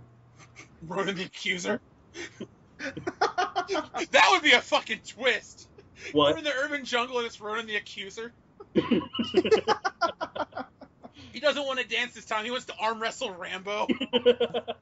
I want your best arm warrior. I have defeated many men. There's just all these arms hanging off a fucking wall, and then Rambo's like, I got this, brother. He's got him on a necklace like fucking Dolph Lundgren at Universal Soldier. Just on a fucking bunch of arms on a necklace. Jeff, when did Rambo become Hulk Hogan? Brother, I don't know. What, Rocky 3? Motherfucker. Thunderlips came. Oh, it went dark at Dion's. It's scary. Doesn't it usually? Of course it did. No. He's standing right there. You just can't see him. Oh, okay. Smile. Okay, Nick, you have 3 movies, right? Oh my gosh, yeah, I do. Pitch your first one, please. All right, my first one is Armageddon 2: First Contact. Oh God. Oh God. Wait, what?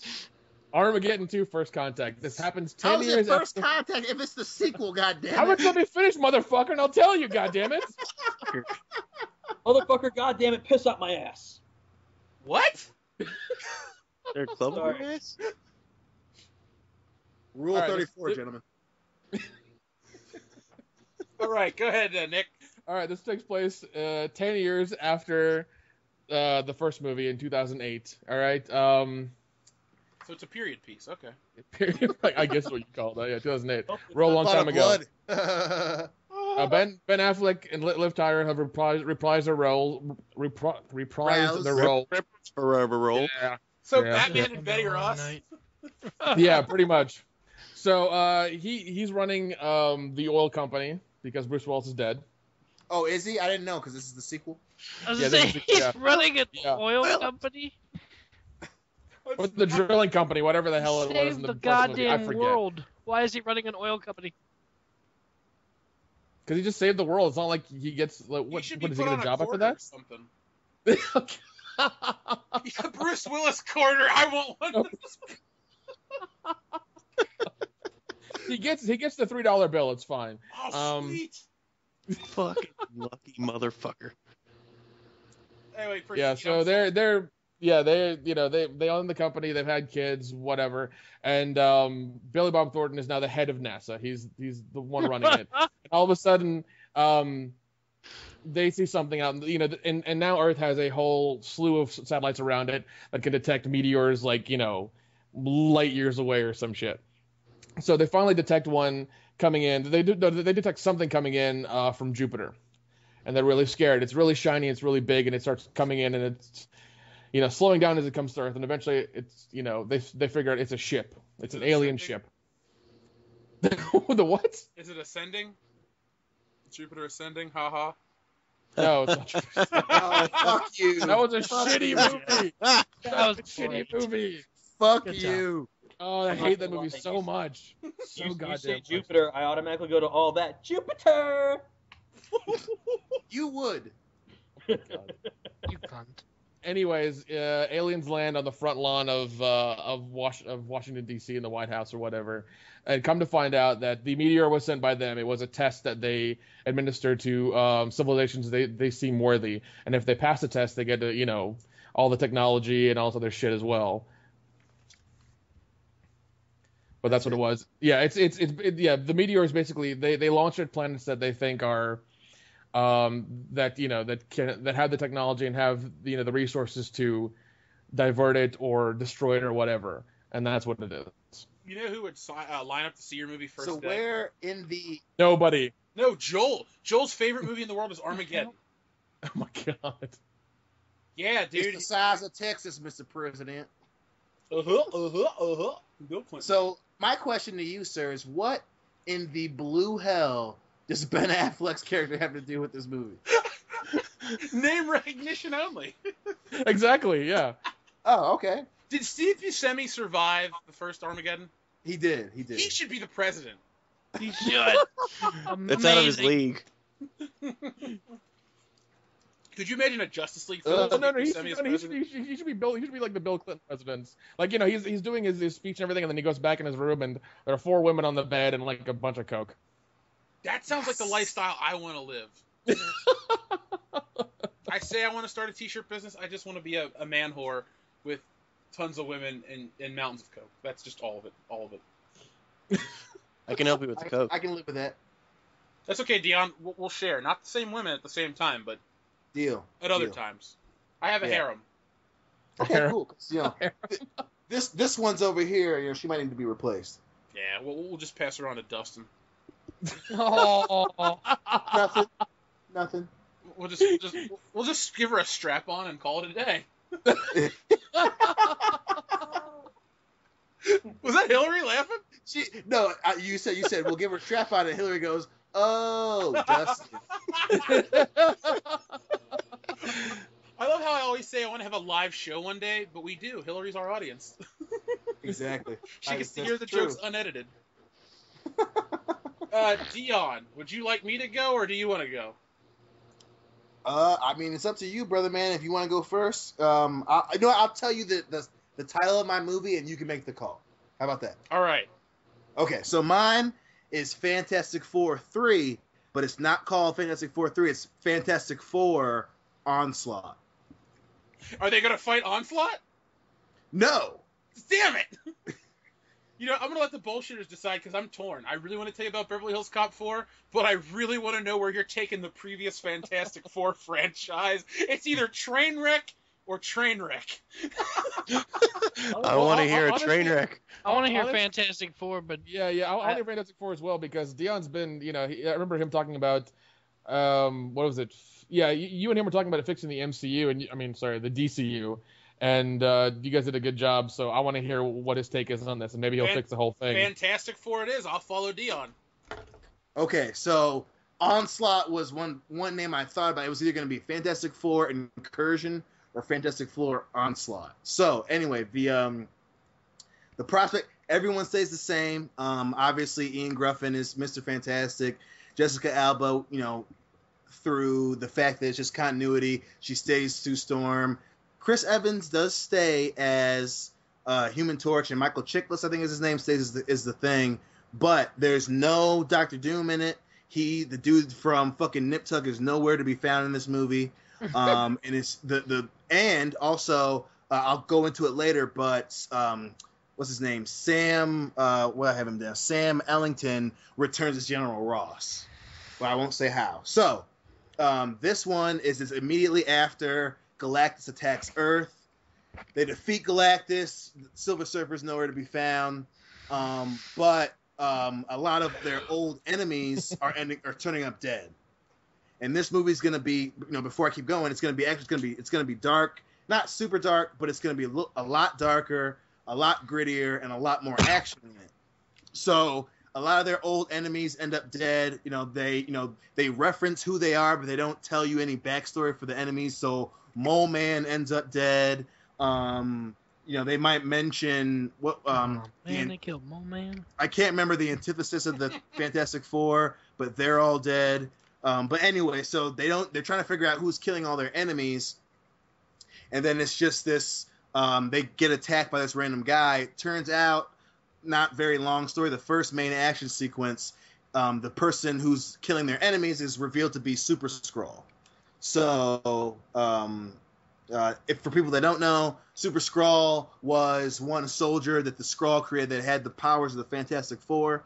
So he's revealed to be the villain, and in their first action sequence, he beats the shit out of him, and he almost kills the Thing. Going after that, he's, starting to fuck up the city. No one really knows how to stop him because he has all the powers of the Fantastic Four. General Ross is called in because of his experience with the Hulk. Not a full military incursion, but they're using different parts of the military to try and stop him. Super Skrull's whipping their ass, and then eventually, Fantastic Four, they get the Thing to heal somehow, and there's a big fighting scene between Super Skrull and the Fantastic Four outside the Baxter Building. And after somehow doing the Fantastic Four thing, they somehow use the Baxter Building and its technology to stop Super Skrull. They turn him into a cow like in the comic books. And then and that's the end of the movie. And it's directed by Antoine Fuqua, the guy who did fucking Training Day. That's who's gonna do Fantastic Four. Oh shit, that's gonna be real serious. Yeah. So it's Dion, I have a big question. Yes. What does this have to do with Fantastic Four? Because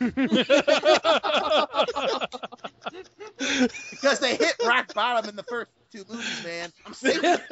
Wait, if you consider the first two films rock bottom, what the fuck is Fanforstic? Subterranean? Prehistoric. The mole man is dead. Oh, and before I forget, the person who I had playing Super Skrull is Gerald Butler. Is that for Hillary? Oh. No, it's because it'll be like 2009, 2010, and he's really popular because of 300 and shit. So he'll play Super Skrull. So what you're telling me is that there could be a cameo by Tobey Maguire's Spider-Man? Oh. I looked right into the back of my eye. I was like, oh my god, he knows. Anytime to get that Spider-Man back, I'm sold. And I was gonna have, since it's the late 2000s, they mention the X-Men because they got their asses kicked. So they mentioned, do we have to call the X-Men? Nick Fury makes an appearance. It's still Samuel L. Jackson. He makes an appearance. Maybe S.H.I.E.L.D. can help them. They say no. They find a way to heal the Thing, and they go and kick Super Skrull's ass. I like that because you can incorporate the good casting choices pre-MCU, and then the MCU can still exist fully. You're not taking away any steam. I like that pitch. Oh yeah, I like I said, I don't know if I want to call it Fantastic Four Incursion or Onslaught, but and then at the ending they defeat Super Skrull, and then they find out they find defeat him. Don't spoil the ending. I want to see it. I'm not. This is a twist. Damn it. So, because this is like 2007, 2008, so this is after the world sees the whole ending with Iron Man. So to kind of jump on that bandwagon, after the credits, they're completely battered, beaten. They barely beat Super Skrull. You find out that he was just the initial force for the Skrull and then the Skrull invasion. He was just the one to test out Earth and their defenses. And the next movie would be the beginning of the Skrull invasion. I would watch it. That's the only way you could really save the Fantastic Four franchise. If Dion's making it, I'm watching it too. Well, it's Anton Fuqua, so we'll just change to Antoine Fuqua Green, and we're good to go. Anton Mother Fuqua. That's my fake name. I don't want all the credit. I'll just pretend to be his brother or some shit. There you go. You'll just be hyphen green on everything you do. So like George Lucas hyphen green. Only the deep web can figure that shit out. It's the same fucking guy. There's no goddamn way that this is Scarlett Johansson green. Boom. Well, I got a movie. I actually went above and beyond. Like, for as much effort as Nick put into his 3 movies, I think I put all into Beverly Hills Cop 4. Oh, fuck yeah. I knew you were going there. I said it last week on the show. I want to hear this so bad. I want to hear this so bad. Okay, well, as soon as Dion sits his ass down from getting another beer, I will pitch you Beverly Hills Cop 4. Not only do I have a reason why it exists in paragraph form, I have a fucking beginning, middle, and an end. Oh my god. I fucking made sure to plug it into my sound system in case you started going when I walked away, so I wouldn't miss a fucking thing. I'm waiting for you, man, because I wrote this for an audience of two. You and me, all right? I don't care if the rest of the world wants to watch this movie. Shit needs to be done. We need this film. Fucking wow me, bro. All right, so I'm going to start off with why this film needs to exist. Beverly Hills Cop was a huge fucking hit when it was released in '84. It was actually more successful than Ghostbusters and Indiana Jones: The Temple of Doom.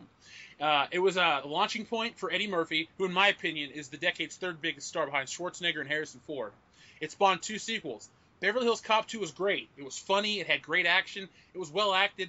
Part 3 sucked, alright? It wasn't funny, it got rid of great characters, it had a stupid plot. The only good thing to come from it was the death of Inspector Todd. But the most heinous crime that this film committed is that it serves as the final chapter in the story of Axel Foley. It ends on such a down note and caused the franchise to be forgotten. They attempted to revive it with a TV series starring Brandon T. Jackson that would serve as a soft reboot, but that died in the pilot stage. Maybe that worked out for the best. No matter the case, tonight I'm going to pitch you Beverly Hills Cop 4. So Dion, it sounded like you were going to say something a second ago. Go ahead before I start. No, I was going to, but I had to breathe in because my butthole clenched really hard right there. So I'm good. Fucking hit me, man. Hit me. Right. So the beginning's a little sketchy, but I wrote this afternoon, so whatever. When we last saw Axel Foley, he was on stage at Wonderworld for the unveiling of Axel Fox, the character Uncle Dave Thornton created in his honor. Well, fuck all that. This film starts in present day. Axel is not the head of the department anymore. After he returned from Beverly Hills in 1994, he was promoted and took over for Inspector Todd. But in roughly 2007, he voluntarily stepped down from the position due to all the corruption in Detroit, and the fact that he was more of a figurehead than anything else. So for the last decade, he's been back on the streets as a regular detective, cleaning up street crime. The film opens with a drug deal between 2 gangs. Meth has hit Detroit particularly hard in the last 5 years. We see the ruins of Detroit all around these drug dealers. The deal goes south, and is about to turn violent when suddenly a homeless man enters the frame. Both men are distracted by this singing, loud-talking bum. It breaks their concentration. They point their weapons at the hobo. The hobo stumbles closer, speaking all sorts of gibberish. Just as they're about to shoot, the hobo disarms one of them, and it's Axel Foley in disguise. There's a brief struggle, and the other gang member runs away. A chase through Detroit ensues. Axel catches him down at a warehouse where backup comes up, and Axel looks at the camera and says, "I ain't too old for this shit." He laughs at the screen, and Axel F starts to play. Title breaking the fourth wall. I love it. Title my God. Cop 4. All right. So the main premise of this movie is that the meth trade is getting out of hand. Thanks to the apprehension of the gang member from the beginning of the film, the Detroit Police Department were able to trace it back to California. Axel, looking to get away, suggests a multi-jurisdictional task force on drug trafficking between Detroit, Beverly Hills, and DEA. This surprisingly gets approved thanks to the new inspector. See, the new inspector and Axel actually get along quite well. He used to be a rookie when Axel was a cop, and Axel took a liking to him. So when Axel stepped down, this guy was promoted, and I'm thinking Michael Pena should play him, because Michael Pena is 40 years old. I looked that up to make sure he wasn't too young to be convincingly in this role. Now, is this specifically after Ant-Man? We knew that he was charming, so this is after he charmed the pants off America and Ant-Man, or what? Yeah, well, actually, I was thinking, because of his role in End of Watch, that Michael Pena should be this. Okay, cool. Okay, that's good. But he will be a mix. He's actually not in this movie as much. He's in it as much as Inspector Todd is. He's essentially charming in Ant-Man, but serious, but he's likable. Him and Axel don't fight. Gotcha. So, meanwhile, in Beverly Hills, Billy's still the chief of police. Him and Axel have remained friends through the years, but their correspondence is mostly online. Billy has taken up yoga and given up his weapons collection. He gets Rage out on Call of Duty under the gamer tag Dirty Rosewood 87. Axel goes to Beverly Hills, and the task force meets. The DEA briefs them on the situation. A designer form of meth has been sweeping across the nation. It kills just after the ultimate high. Every drug addict is craving for the high, and every college kid is challenging death by altering how much they take.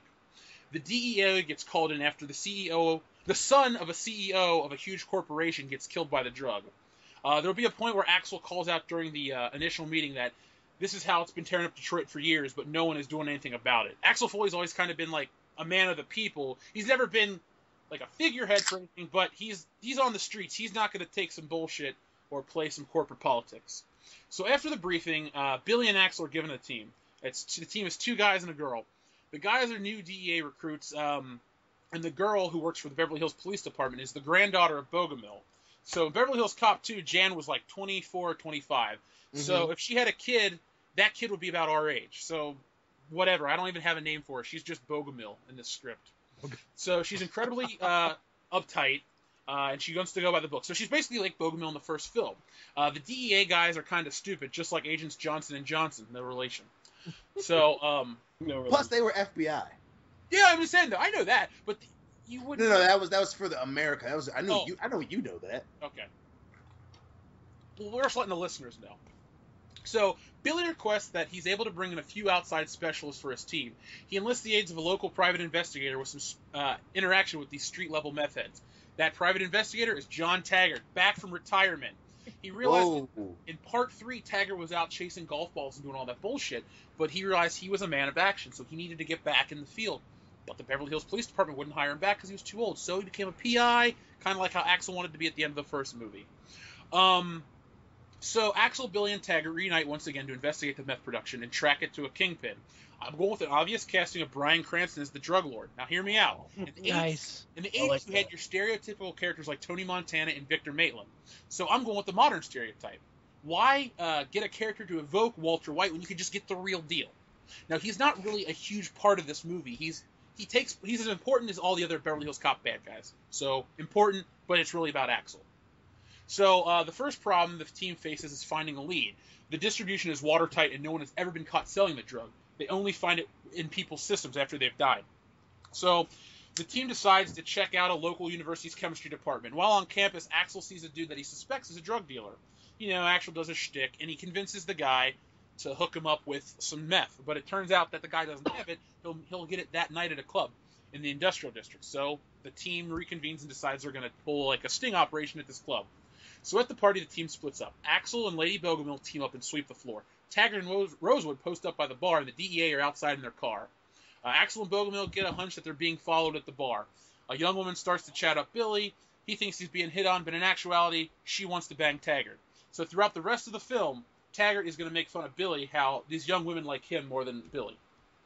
Back to Axel, the tension rises as the group of 3 men approach them. A group of 3 men approach him. Axel and Bogomil are about to strike when all of a sudden a shrill voice lets out, "Aquel!" It's Serge. At last, Serge is back. So when we last saw Serge, it was 1994, and he was selling the Annihilator 2000. Well, Serge was smart. He took a little bit of money he made, he invested it in tech companies, and now he's a multimillionaire, and he's the owner of this nightclub they're in. Axel, trusting Serge, tells him about the situation. But as they're talking, the dealer from campus arrives. With him are 2 huge Latinos in trench coats. Axel attempts to get closer to them, but notices the men start talking to one of the DEA agents from the beginning of the film. The task force leader recognizes them, and a gunfight breaks out. Patrons are shot left and right. Serge cries out like a woman and dives under a table. Axel and the crew inside return fire. The DEA guys bust in and catch the dealer from earlier. Axel tells the DEA guys who he saw making the deal with the Latinos. Bogomil corroborates the story, and then the team realizes that they can't trust anyone but the team of 5. Actually 6, sorry. So they get the dealer. He tells them about the meth kingpin, and they're striking a deal with the Colombians in an effort to spread the drug distribution worldwide. Axel gives a speech back at Billy's house how they can't trust anyone but on the team. And I wrote a speech. It goes something like this. It goes, "Look, I can trust these 2. My life has been on the line many times, but these guys have always got my back. I can trust them. They're my brothers. You're a Bogomil. Your grandfather put his neck out for my ass too. So if you're half the cop he is, I know I can trust you. But it's you 2 assholes that are worrying. Y'all did a good job at the club, but I don't know how this is a setup. Part of the plan. If we do this, I'm going to have your back. Are you going to have mine?" There's a pause. The young DEA guys shake Axel's hand, and they agree that they need to go alone and stop the crime. So they don't know who to trust, and they decide they need to keep the dealer with them in case these other corrupt DEA guys are going to kill him to kill the case. Before they leave, Billy adds something to the trust speech. It turns out that he hasn't been honest with someone this entire time. That someone is himself. He then proceeds to produce a stash of weapons from the second film. Taggart responds with, "For once in my life, Billy, I'm glad you're a goddamn nutcase."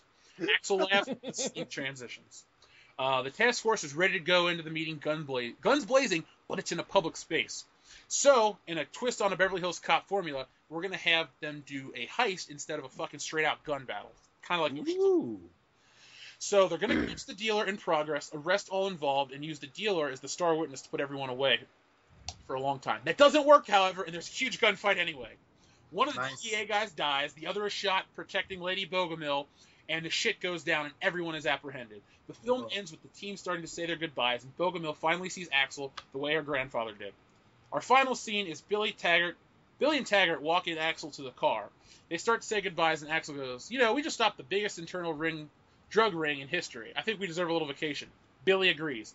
Taggart takes some swaying. Come on, Sarge, what's keeping you here? My kids. Your kids are 30. They all laugh. Taggart responds, all right, where are you thinking? Axel looks at Taggart and Rosewood and says, Miami? So, Dion, it sets up for our favorite movie of all time. Yes! Phil's Vice, coming to theaters July 8th, 2020. Fuck yeah! I'm proud of my movie, but I'm more proud of this shit that I had nothing to do with. We're making that movie. We're fucking doing it. Fucking America, fucking the bullshitters out there. GoFundMe. Someone make a goddamn GoFundMe page. This movie's getting made tonight. We need $95.5 million. That's what we need. We're gonna get fucking Michael Bay to produce this shit. He ain't got shit to do with the story. Just make it explode and shit. We're gonna get fucking it's on. It's fucking on. The heat is on. God damn it. The heat is fucking on. I'm sorry, Michael Bay and J.J. Abrams don't need to be anywhere near this movie.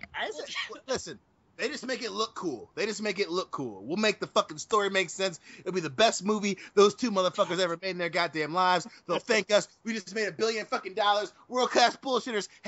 # we fucking told you so. You're so much Buy more that for enthusiastic than I am. I love it. So I think we'll be discussing that when I come to visit next week. Yeah. All right, Dan or Phil, who wants to go next? I'll go next. All right, Phil, what you got? All right, my movie is, I'm going to go from what I came up with last week, Air Force 1, 2. 4. So Air Force 12? Please tell me that you have a different title for that movie. No, Air Force 1, 2. Okay. It's a gag movie. It's totally a gag movie. And I came up with this right before we started the podcast. The tagline for this movie, you'll see the poster. Harrison Ford standing there. He's reaching for a cane on the floor. Morgan Freeman is the president behind him. And the tagline says, "Get off my cane." That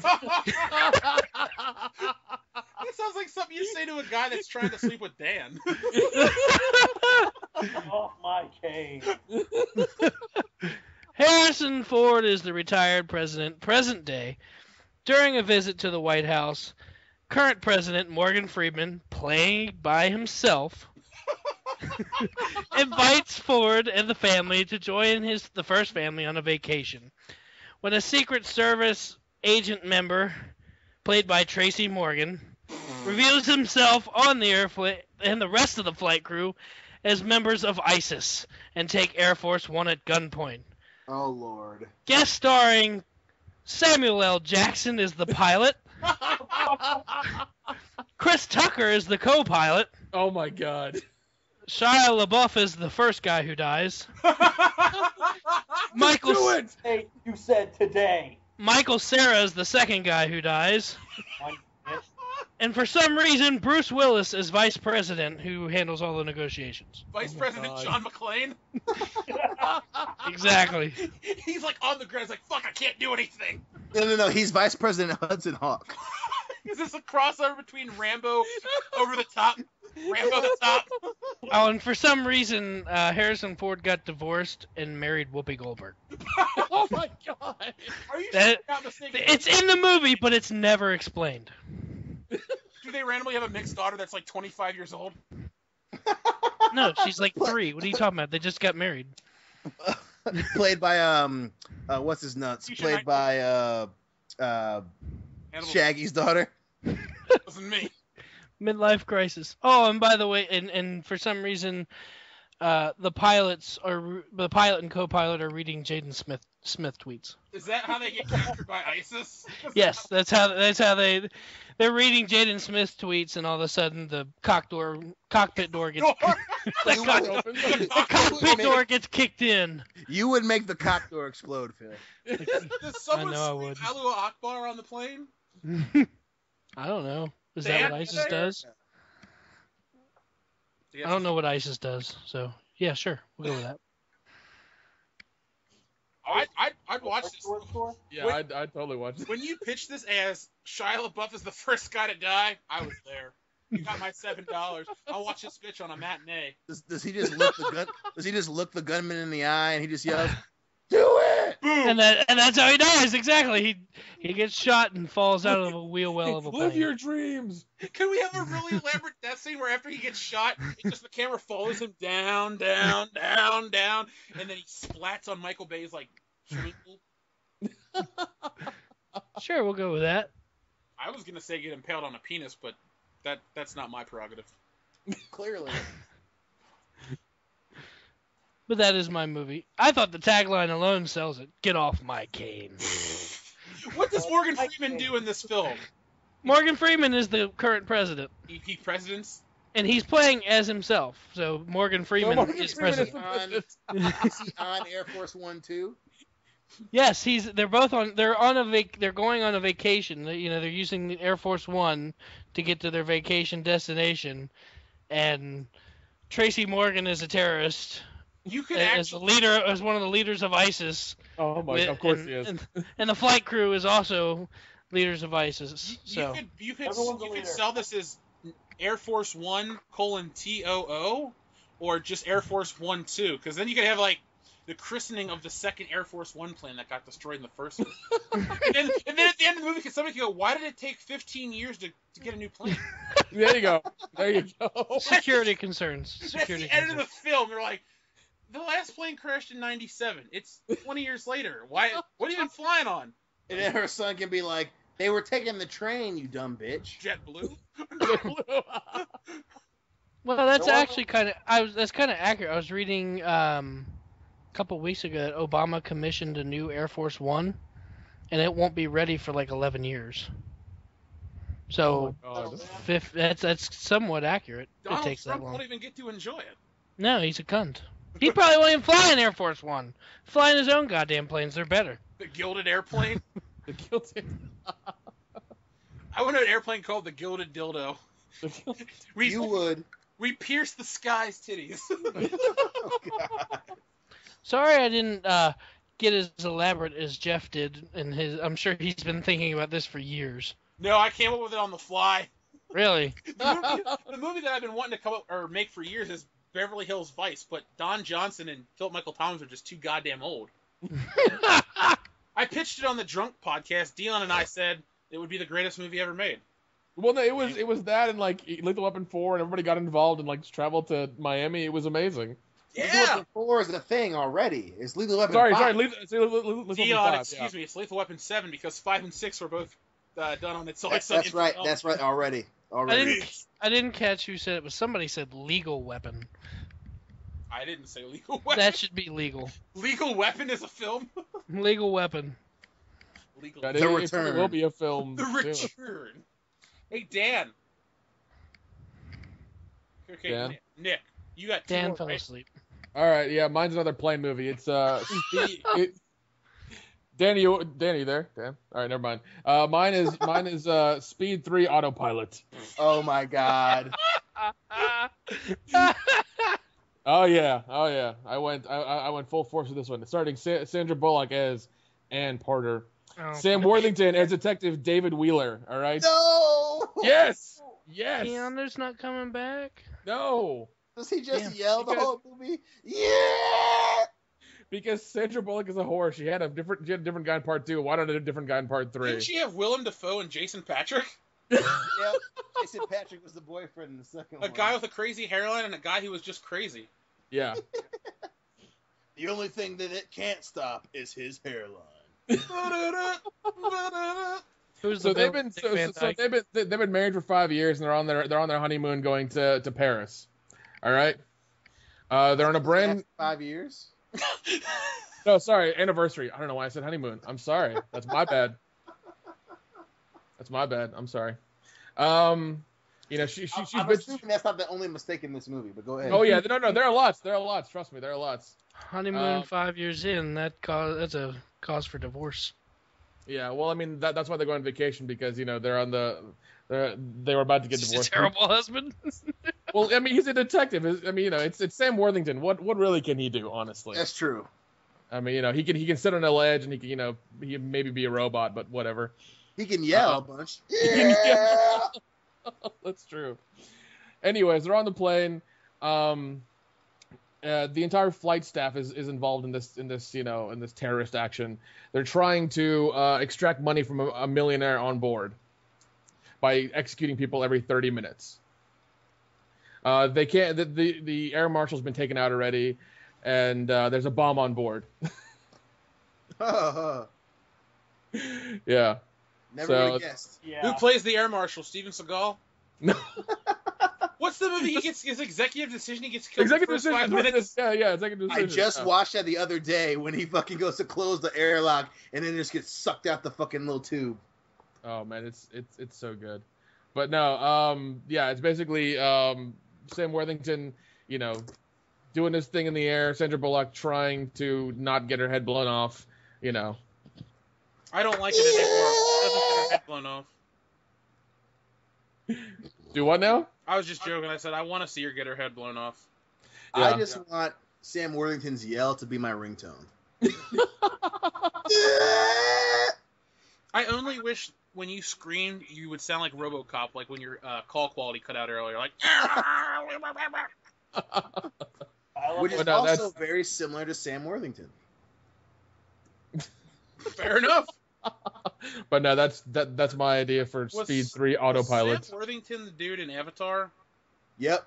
Yeah. And the Terminator that wasn't. And Wrath of the Titans, Clash of the Titans, Salvation. Hey Joel, if you ever listen this far into the episode, I'm still pissed about 6 years ago when you made me see Clash of the Titans. I want my $10 back. I actually went and saw it for free with a gift card, and I kind of like that one. Wrath of the Titans sucked dick. Joel rented Wrath of the Titans on Blu-ray. He's like, we gotta watch it. I bet it's better. God damn it, Joel. No cracking, goddamn. Was he wrong? No. All right, Dan, are you back? Dan. Daniel. I think he fell asleep. I guess he's still outside. So Nick, pitch your other movie. Oh my God, Back to the Future 4? Oh, let's do this one together. Okay. She said. Hey. All right. All right. Now I have two titles for this. It's Back to the Future 4 or Back to the Future 4 Biff is Back. I think you got to stick with the tradition and it's just got to be called Back to the Future. Okay. All right. The stories. If it's true to the series, Biff's gonna be in it anyway. Yeah, and like very true. Well, no, this is alternative. Is Biff like kind of gay now by alternative? No. Well, okay, like this is transgender Biff. It's Jiff. Kind of gay Biff. It's Dustin. Dustin can't run a casino.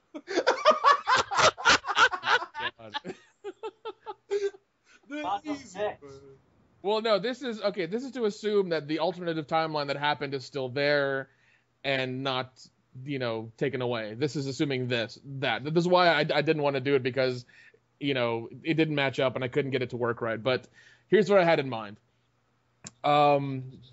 You have Biff from the alternative timeline get Doc out of the asylum that he locked him up in, and he makes him make a not a time machine, but one that can go between timelines, between parallel universes. And what happens is that he punches through to the 1985 that we all know and love, and kills Doc, and takes over that time and uses the almanac to then take over and make money and become a powerful, you know, dictator in that time. Is that it? That's all you got? Okay, that's like the rough estimation. I can go into way the hell more detail if you want me to. Answer me a few questions. Gotcha. Where does Marty McFly come into this? Marty McFly comes into this. He has to stop Biff because he knows him real well. He knows him across all the timelines, and he knows his character. He's the only one that knows how to stop him. So what does he? If Biff has the time machine that Crazy Doc made, how does he go back in time to get back to the future? What time machine is he using? He doesn't have one. He has to just take Biff on head on. Okay. But how does he follow Biff to different dimensions? Well, Biff can only travel to one other dimension, which is the alternative 19. I'm sorry, the how do I say this? Timeline A, the alternative 8, the correct 1985 instead of timeline B. He can only travel between those because that's as far as the technology that he has can go. He's trying to get it to where he can go to multiple ones and take over multiple universes and become like, God. But for right now, that's the only one he's got. I had an idea for like the first few minutes of this setup. If you want me to go into that. Yeah, do it. Okay. Basically, you see the end of part 3. The train time machine flies off, and it says, it goes to black.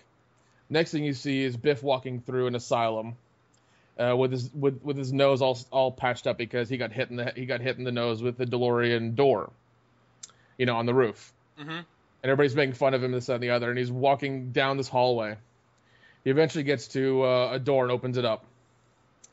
You see Doc there with his, just completely head shaved in a straitjacket. He sits him up, and he keeps saying, do you remember me? Do you remember me? He's like, yeah, I remember you. He's like, I know you can build a time machine. What else can you do? Cut to Marty McFly in 1986 in a tuxedo outside of a church, walking back and forth. His mom comes up to him and says, honey, we're ready. Let's go. He's like, in a minute.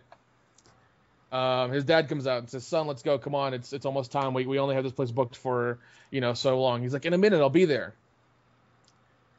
And he waits another minute, and all of a sudden you see the train time machine come in, and Doc rushes out in his tuxedo.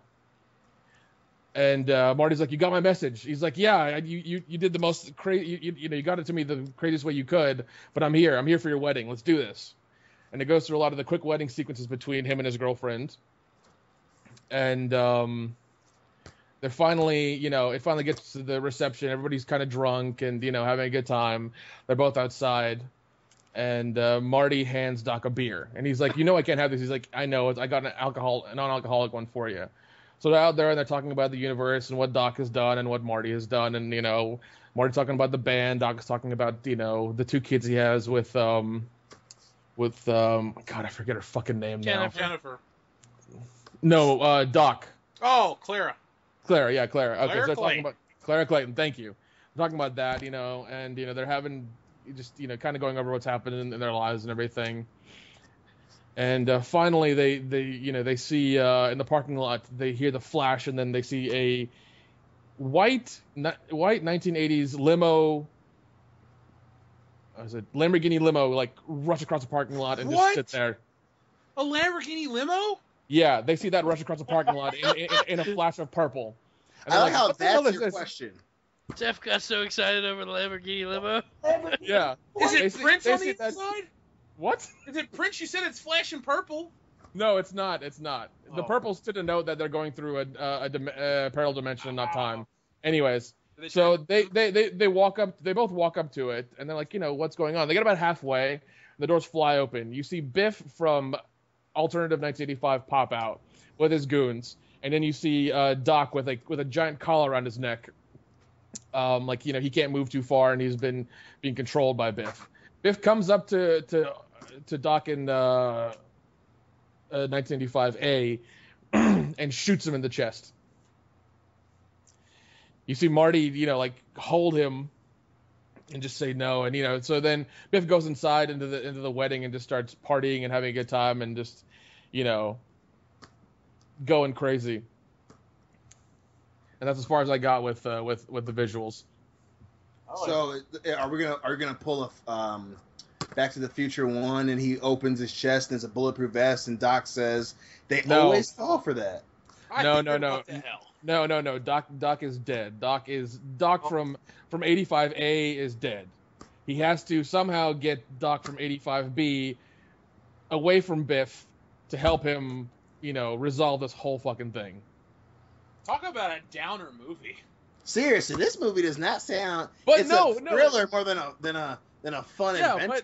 but Doc is still alive. It's the old one who's dead, not the one from the alternative timeline. Right, but he's a broken Doc. He's been in the fucking insane asylum for 30 years. Well, not quite 30, but. Well, no. This sorry. No. This movie takes place a year after Part 3. So 1986. Okay. Correct. Because what no one realizes is that Back to the Future 1, 2, and 3, the timeline's essentially a weekend. Like Marty. Right, it's the same. Marty Yeah, fucks exactly. around at school on Friday, comes home Friday night, Saturday morning he goes to 1955, Saturday afternoon he goes to 2015 alternate 1985, 1955, 1885, and then rolls home Sunday morning. Well, the first one is just the day because he was going to the lake that weekend.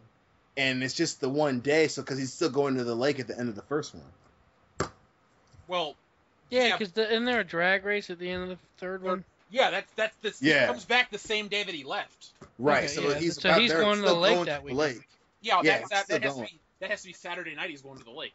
Yeah. Yeah, but my problem was trying to figure out how to get him to how to have the second timeline still exist without them taking away the almanac and things like that. But I couldn't think of it. That's why I didn't want to. Why? You know what you could have done is you could have started it with Doc or Marty and Jennifer at the lake on Saturday night, and then Doc could have showed back up, and Marty's like, "Nope, not helping you this time. I'm getting laid," and so Doc disappears from existence, but he leaves Marty a letter, and Marty has to go find. He reads the letter, and he has to basically search through Doc through time by himself. I don't know. I'm just making this up. Yeah, I was kind of wanting to start it abruptly and crazy and go from there, but yeah. You should go with the whole Star Trek timeline thing. I like that. Yeah. It's not there. Alternate universes. Yes, Zoe Saldana. God damn it, that's what I'm saying. Yeah, but that's why I didn't want to, I didn't have it visually worked out yet because I was still working on the problem of the alternative timeline. So that's as far as I got visually on it. Dan, are you back yet? I think he's gone. I think he's dead. Well, you know what? We're gonna have to. You know what, guys? He was gonna pitch Wayne's World 3, but he randomly left. So, yeah, Dan's pitch was Wayne's World 3. I'm gonna pitch Wayne's World 3 for you right now. Wayne and Garth stopped hanging out after Part 2. Garth went on to be successful. Wayne's a loser, and they get back together because kids are watching all the old Wayne's World clips on YouTube. Wayne and Garth get back together. People still find them funny.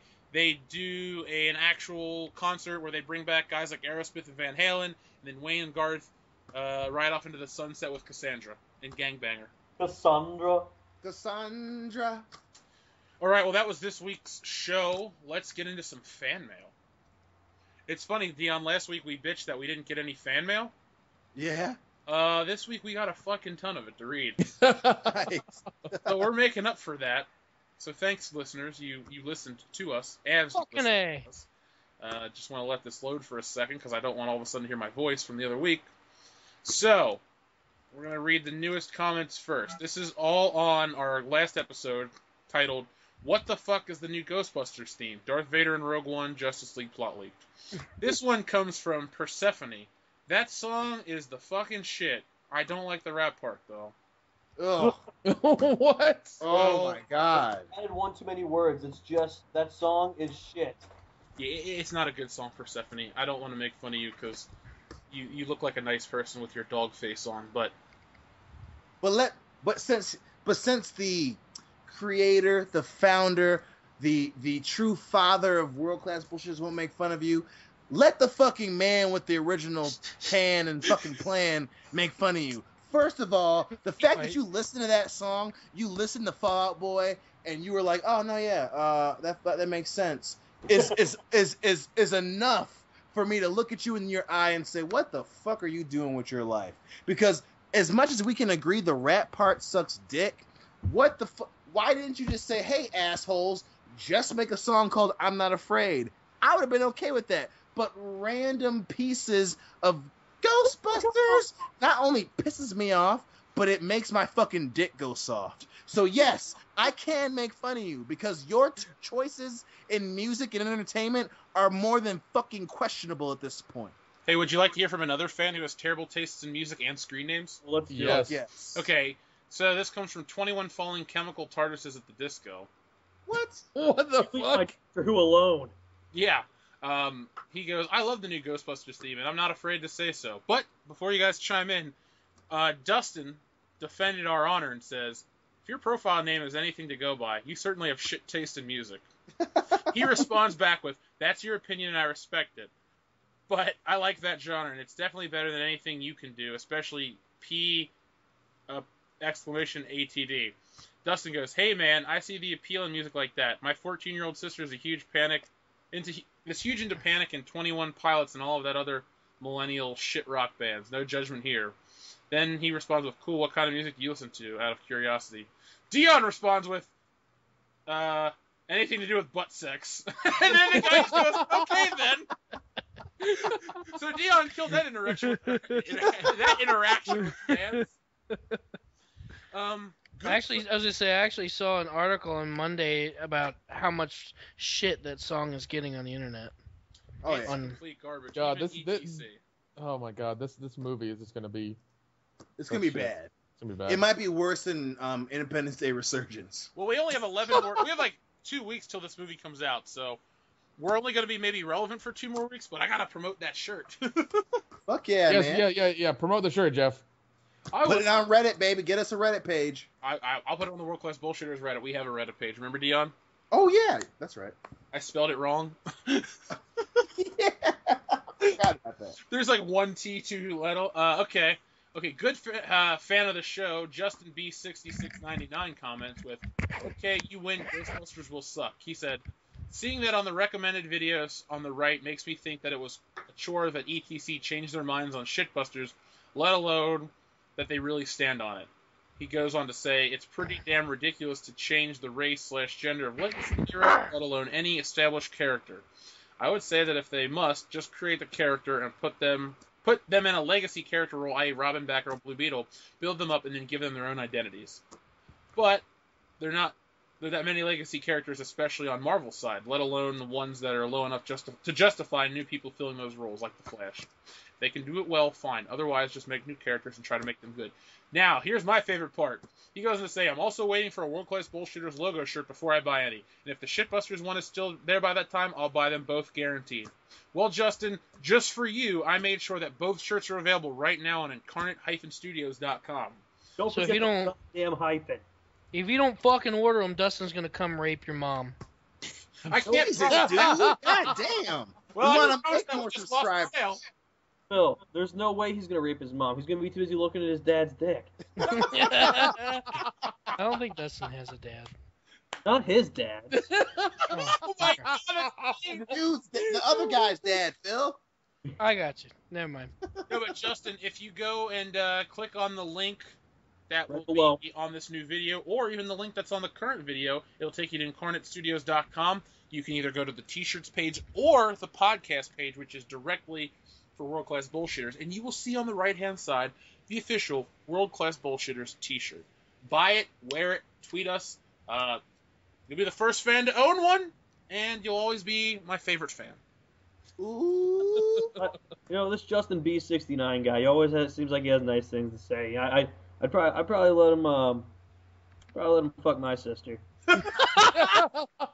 Now the question is, would you let him look at your dad's dick? I mean, I'd sell that for $1. It's just looking.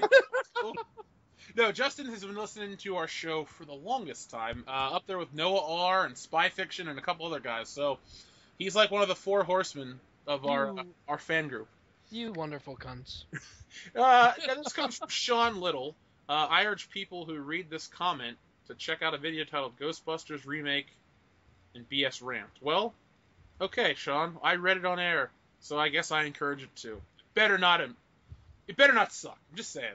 If you're gonna go and promote your shit on our comment section, it better be good quality shit, man. We are world class bullshitters, not local bullshitters. Not Plus, we're not. This isn't Vine, bitch. If you gonna fucking promote something, it better be some classy ass shit. Like the biscuits. I would have smacked that guy in his face. The Limp Biscuits. Yeah. I did it all Rolling, for the rolling, cookie. rolling. 3, 2, 1. All right, this one comes from a listener named Rashid Amir. I know him. You know him personally? I know him, yeah. Really? No, I don't. No, you don't know him. You're Samoan. Oh, okay. I was going to say, like, you might want to Samoan. You might want to apologize, this guy. Anyway, he commented on me saying, "Did he just say we don't need colored Spider-Man? Colored? Really? Damn." Spider-Man. And this is where the comment gets weird, because then the rest of the comment he's really nice. So I guess his first 3/4 of a paragraph he was just angry, but he got over it real quick. So thank you. I goes, "I'm against changing the race/gender of established characters as much as any true fan can be. If you want a black superhero, don't turn Spider-Man black. If you want a female superhero, don't make Thor a woman. Make new characters. It's better that way. You don't have to screw with an established character's legacy, and if you make a new character, you aren't hampered by the old character's history. That's why I don't understand why people are clamoring for Marvel to just make Captain America a rump ranger." I've never heard this before.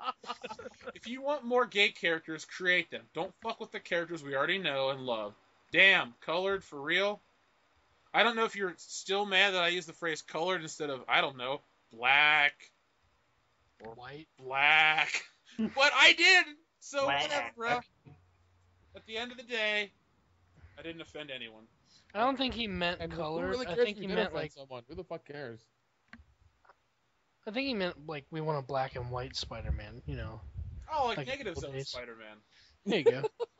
And then Dustin comments with, "What's wrong with the word colored? You can't be mad at that term." And then 5 sentences later say, "Black?" I mean, same thing. Just because they use different letters doesn't mean they aren't referring to the same thing.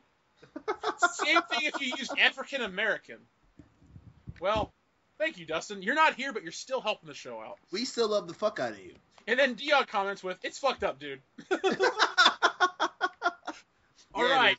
One of our good listeners, and my favorite, Spy Fiction, he commented, "You guys know how I said that Jyn, Super Mary Sue would fight Darth Vader? I believe it's true.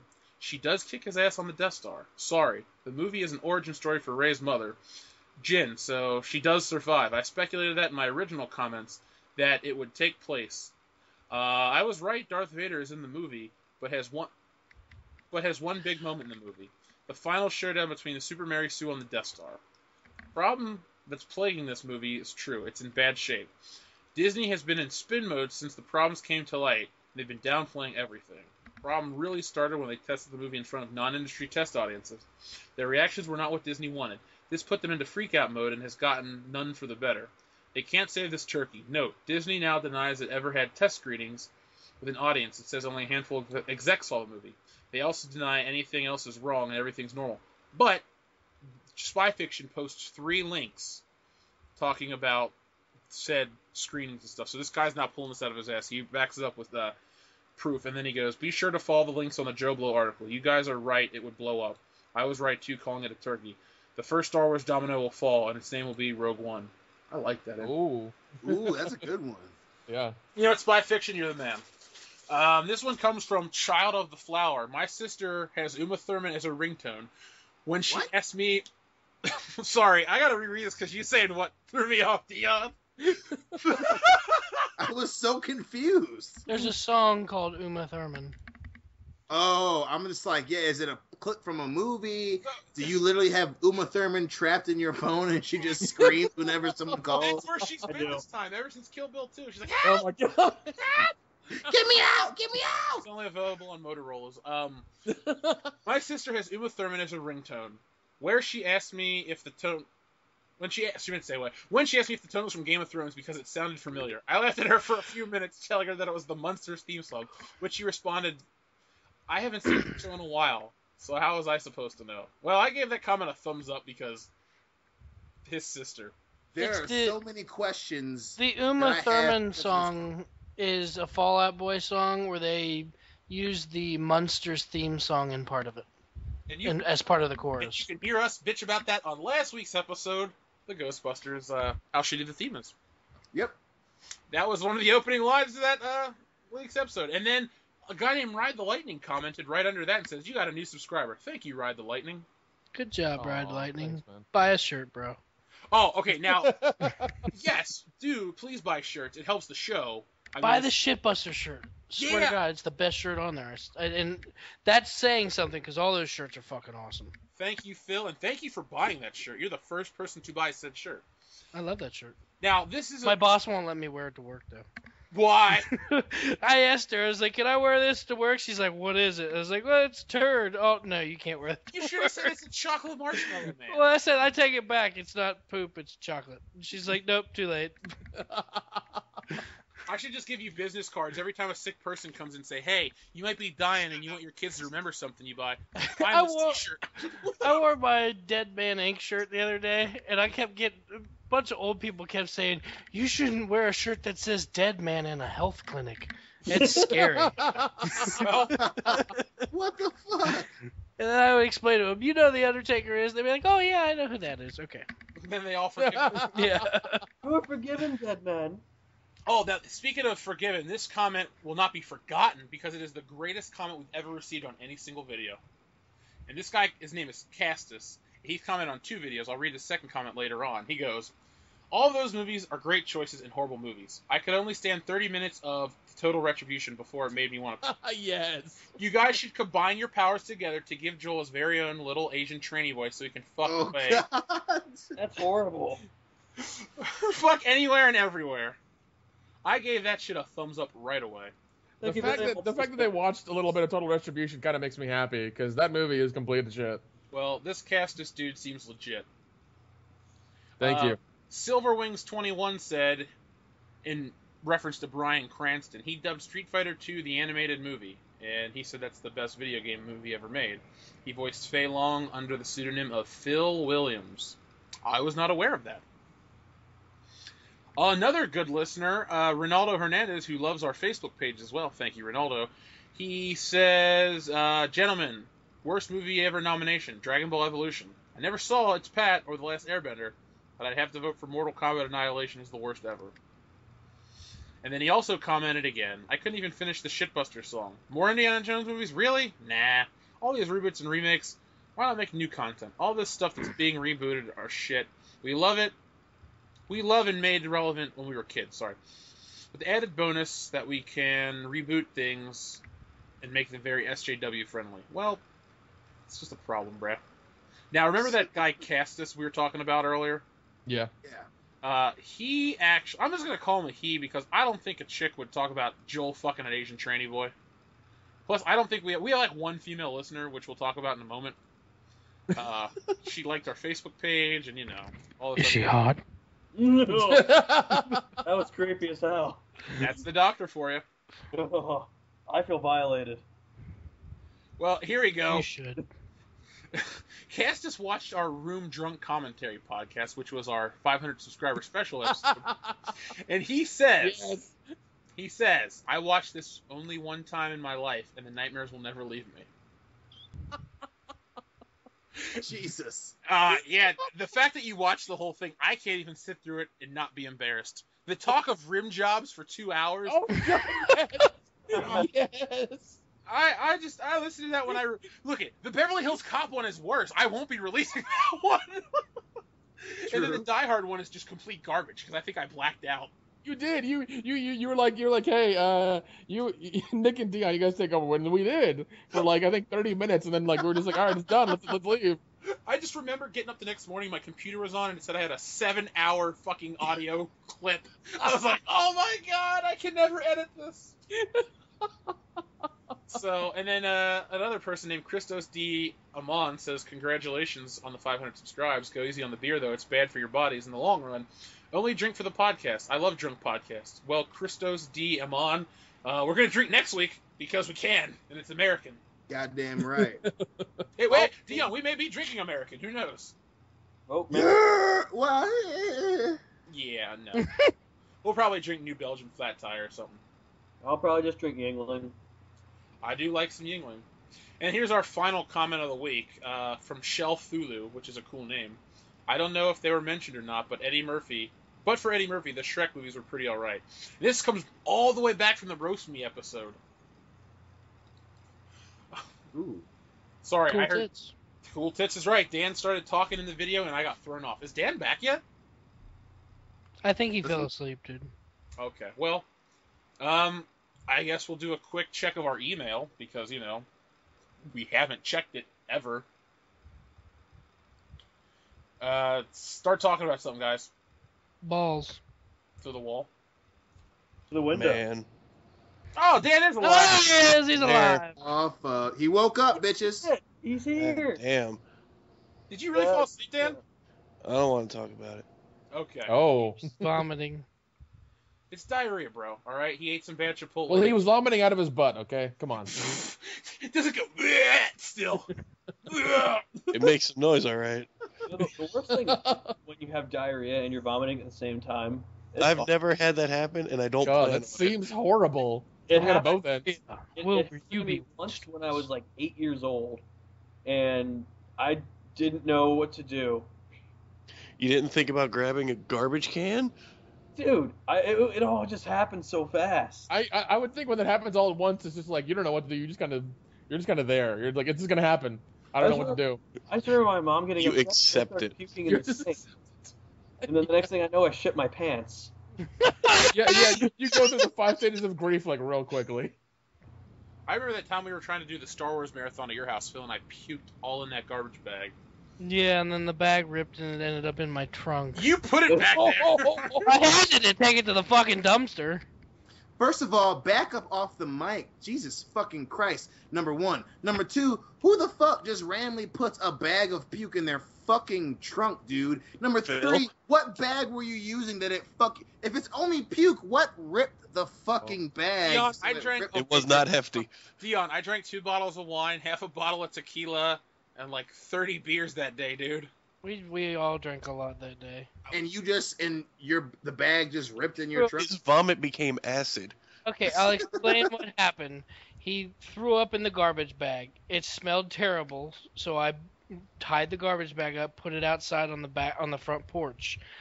I guess when I picked it up or it got moved, the bottom of the bag got ripped on the concrete, I guess, and it seeped out into my trunk. I had to put it in the trunk because I lived in a condo. I had to take it to a dumpster. Jeff's vomit is So the where same was the as dumpster top. that it ended up in the trunk and not the dumpster? The dumpster is on the other side of the complex. I drove it right over there. It didn't take long to seep out. It's liquid. So I know where Phil's coming from. I used to live in an apartment complex where you had to take the trash out. You had to drive it to like where the fucking rental office was, because that's where the trash compactor was. Hell, I live in an apartment like that right now. It's awful. Yeah, it is. It sucks. Dion, didn't we just sometimes throw shit off the balcony and then carry it to the dumpster? That's literally what we did every time. Oh my god, we had so many awesome things to throw off that balcony. I don't need this just shit anymore. fail to find the reason that here's a bag of puke. You know the best place for this is in my trunk. Well, where else am I going to put it? In the front fucking seat? Next to the car, you fucking retard. How am I going to get it to the dumpster next to the car, you cunt? You could have How held long it. did it take you? You put it in the trunk instead of walking it to the. It's a bag of puke. There Not wasn't a bag point of where you puke, said, it's "Oh a shit, bag there's a of hole garbage, in this bag of puke." but you I'm get not it. going to discuss the fucking parameters of ensuring that puke doesn't end up in your You're trunk. trying to make me look like an asshole when you're the one being a cunt. You're like an asshole because you're the only dumb motherfucker that gets puke fucking seeping in his trunk. Who the fuck does that? That's the asshole for puking in a garbage bag and not the goddamn toilet. Where is he I supposed was- to puke, motherfucker? Phil, I In was- the tub. Phil, He's I was puked in my tub. You don't see me causing a fucking bitch fit. Oh, fuck, I put all the tub puke in my trunk because randomly I'm going to take it to the Phil, goddamn garbage. Phil, I was taking a shit while I was puking. Hold it. You puke in a He's multitasking, motherfucker. Look, and I had to take a dump. I knew I was gonna puke, so I took the garbage bag with me, and I sat there. I started to shit, and it was good. I felt And so. I've lived in a world because I feel like Jeff puking in your garbage is really a rite of passage to being his friend, and he did it. And he projectile vomited into my garbage can, and I can promise you, I didn't put it in my trunk. Yeah, you did.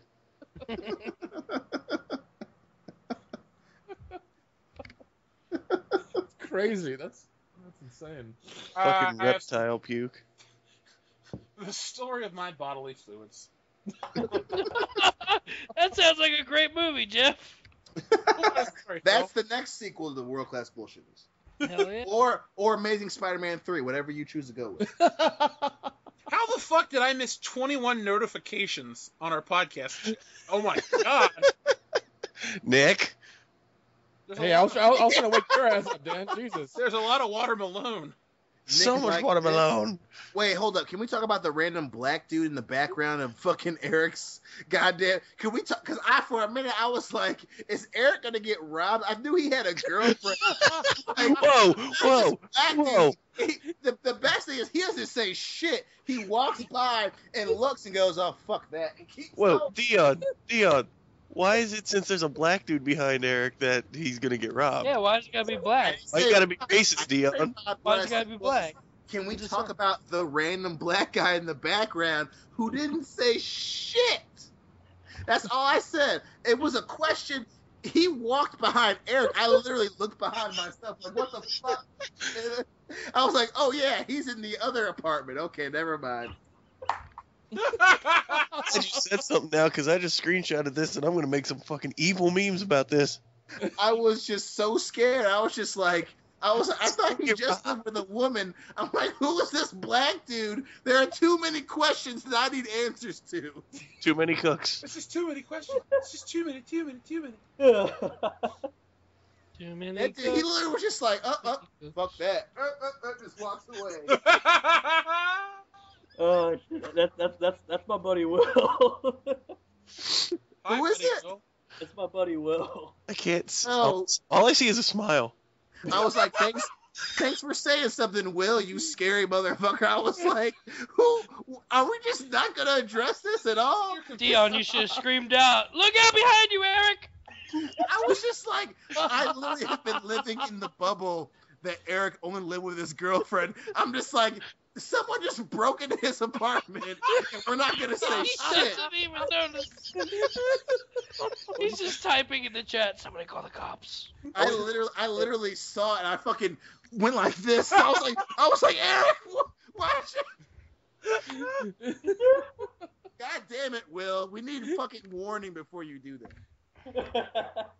I just want to say I love everyone's sense of urgency. Like, holy shit, what the fuck's that? Oh my god. The only one who fucking gets excited about it is Dion. I was looking away at our email account. I wasn't watching your video.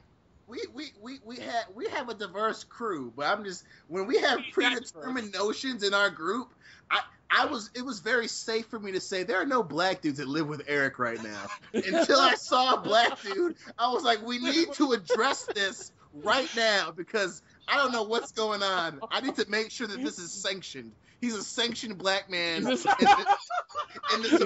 He's got his papers, Dion. Is that what you want? I'm just saying. He just literally walked by and looked and didn't say shit. I was like, I need to make sure this is okay. I need to just throw it out there. No, this is sanctioned. This actually comes straight from the top. All the papers are cleared. This is 100% right. Sanctioned. Good. This segment of the video is going to be titled "Dion loses his shit over another black guy."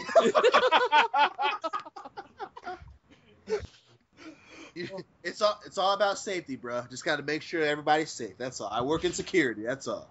I do appreciate that. It's good to know that even from up in Michigan, you still have my back.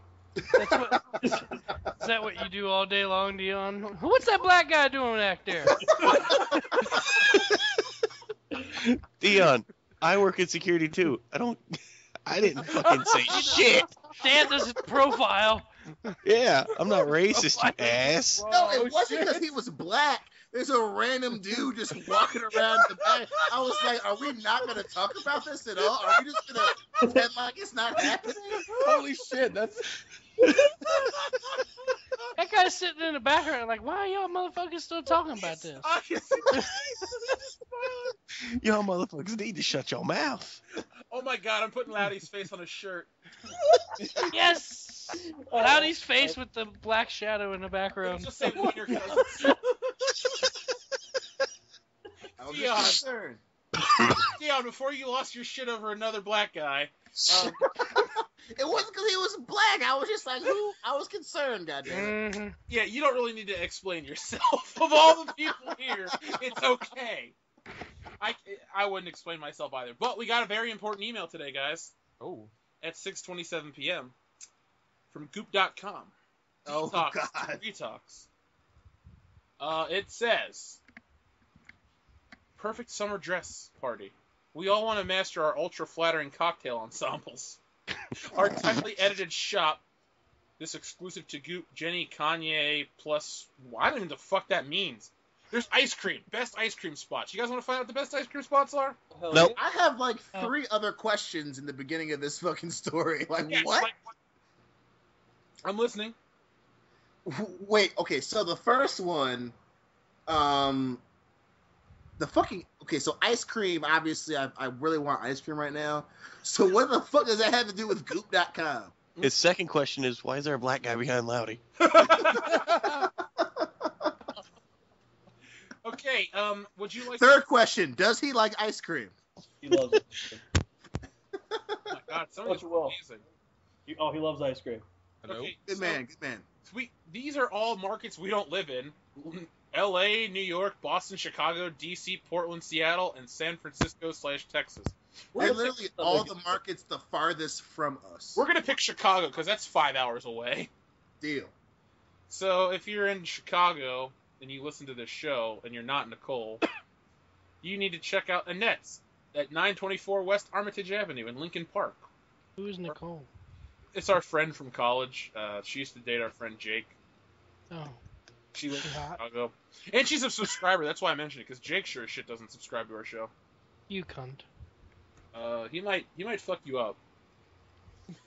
He's legitimately crazy. Okay. You're not a cunt. Like, as crazy as Dan acts, Jake's the kind of guy that would, like, eat your eyeball out of your face. Oh, dude, those taste good. That's pretty fucked up. You go to Bobtail Ice Cream at 2951 North Broadway Street.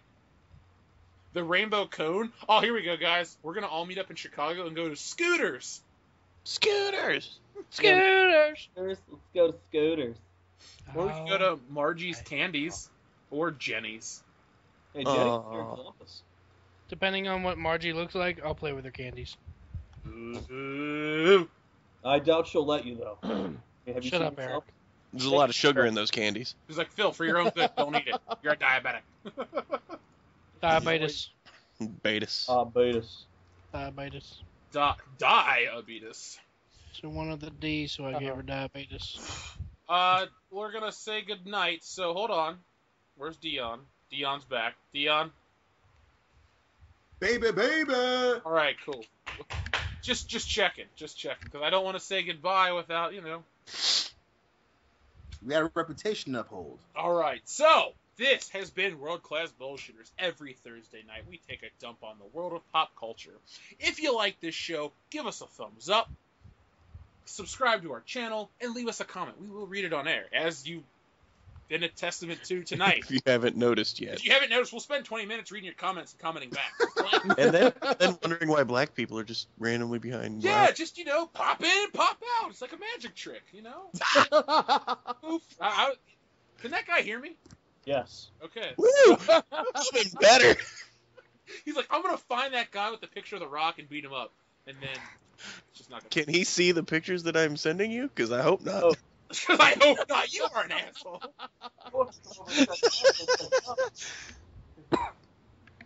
He's like, no, man. I can't do that shit. Well, anyway, like I said, comment on the video because we will comment back. You can follow us on Twitter using the hashtag WCBS. We're also on Facebook at World Class Bullshitters. And finally, if you're so inclined to, and you want to help us out of this goop rut, send us an email at worldclassbs@mail.com. The best mail. Dot. Ooh, two-way split. It's like a 7-10 split. I don't know which one. It's like kibbles and bits, only not. Which one of you guys is a 7? Which one of you guys is a 10? I'm the obvious 10. I'm definitely a 2.5. Hey, self-proclaimed. I've been your host, Jeff Hicks. I'm the man with the plan, the original tan, and the original question. Why the fuck is that random guy walking around in your apartment? I'm Rowdy Loudy. These are your shorts, and he lives here with me. But no, these are actually my shorts, not his. Oh, okay. That was my next. Yeah, okay. I didn't realize. I didn't know if you guys were that comfortable, letting your ball. Dion, real quick before we exit the show, you sent me a message talking about Nike shorts, how you won't spend $50 for something you're gonna sweat and fart in. That is so disgusting, but it's so true.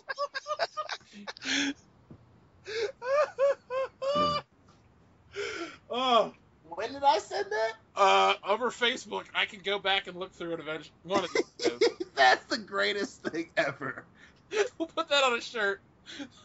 I ain't gonna spend $50 for something I'm gonna sweat and fart in.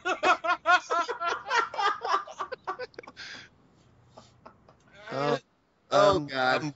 Well, let's get this going. I'm Dan Kane, and I'm not privileged enough to drive that piece of shit. Fuck you. That's I am the Dr. Phil, and I get all of my world news from these guys. And Nick. Well, I'm Nick, and I've been your friendly neighborhood Samoan. We need our friendly neighborhood sexual predator back, Joyce. Dustin, we miss you. We apparently have a new one just stalking Loudy over there. He's very friendly. He'll even finish you off, too. Oh, God. Finish him. Anyway, this has been World Class Bullshitters. And Dan, this is for you. Remember, Dino, she's into malakas. All right, that was the show. Oh, yeah. That worked out.